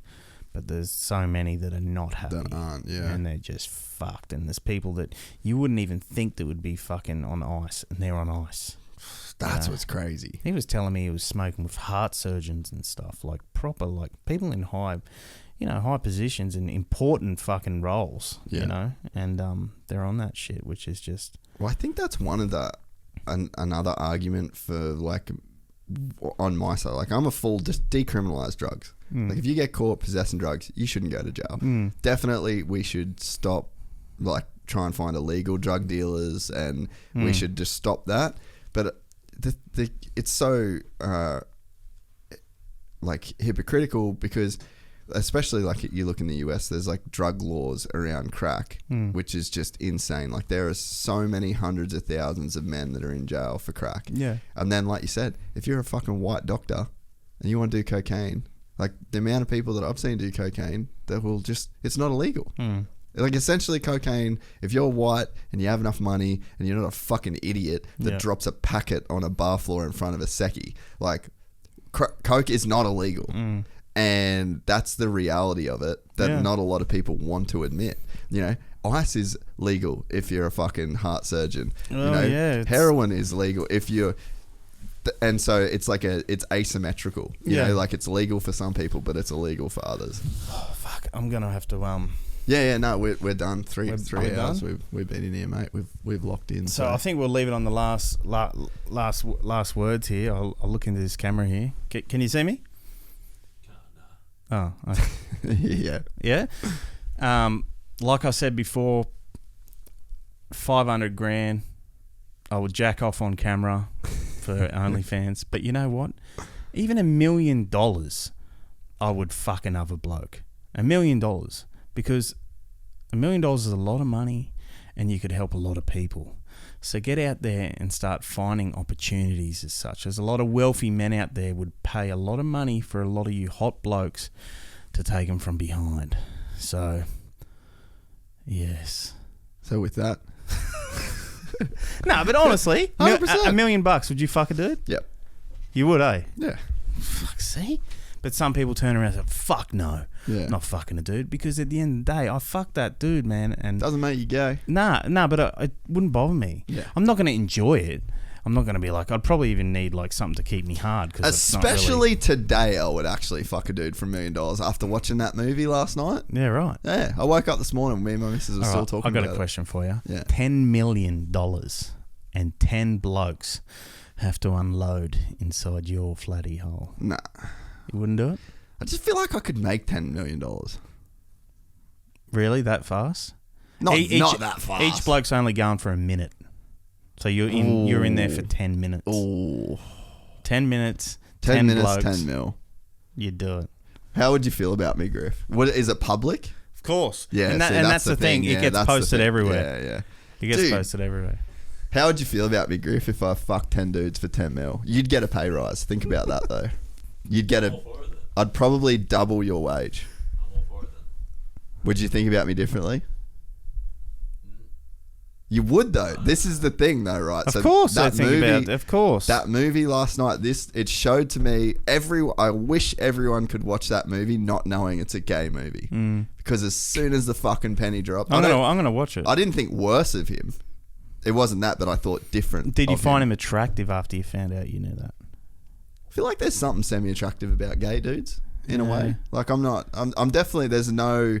There's definitely no part of me that is like homophobic, doesn't see the appeal of it, doesn't understand. There'd be people out there like, I could never understand how you could fuck a bloke. Yeah. I'm not that guy. I definitely get it. There's some great looking guys I guess out I'm there. like that. Like, I can't look at it and be like, oh yeah, I'd love to do that. No, but you can understand it. You can see a good looking man and be like, he's a fucking good looking man. Oh, of course. Yeah, like you look at a dude, you're like, fucking man, that's a good looking bloke. Yeah. Like, it's not gay to say a dude's good looking. Yeah. Like, fucking hell. But, yeah. Anyway, it is what it is. I appreciate you coming on. Nah, thank you. Especially through all the shit that you're dealing with. And like you said, you don't want to fucking answer questions about yourself at this point in your life and career. And I get it. We've taken a long time to get this one done. And, I think... I appreciate it, mate. Hey, you're a fucking good dude. I think this one was probably one of my favourite ones, so thank you. No dramas, mate. Yeah, it's probably the longest one. Oh, shit, the longest one, but the most enjoyable because 3 hours, they went fast. Yeah. You know? And there was some good topics, like a lot of weird shit, but good shit. And, we're fucking weird guys, though. I know. But we are weird guys. I guess if anyone can take anything away from this, it's, I guess, I don't fucking care. You know, I don't care what your opinion is of me. If you don't like me, that's okay. You don't have to like me. Yeah. You know, I don't like people as well. You know, you got to want to criticize me and whatever. Go for it. Because at the end of the day, man, we're all gonna die. Fucking nice. And that's it. So, yeah, anyone who's listening and is a supporter of mine, thanks for your support. I really appreciate it. And yeah, let's keep it going. Fucking unreal. We're all gonna die. Love you, mate. We're all gonna die. If If you enjoyed this content, please like and subscribe. And to listen to the full 3-hour podcast, search Gypsy Tales in your favorite podcast platform or click the link in the description below. Gypsy Gang.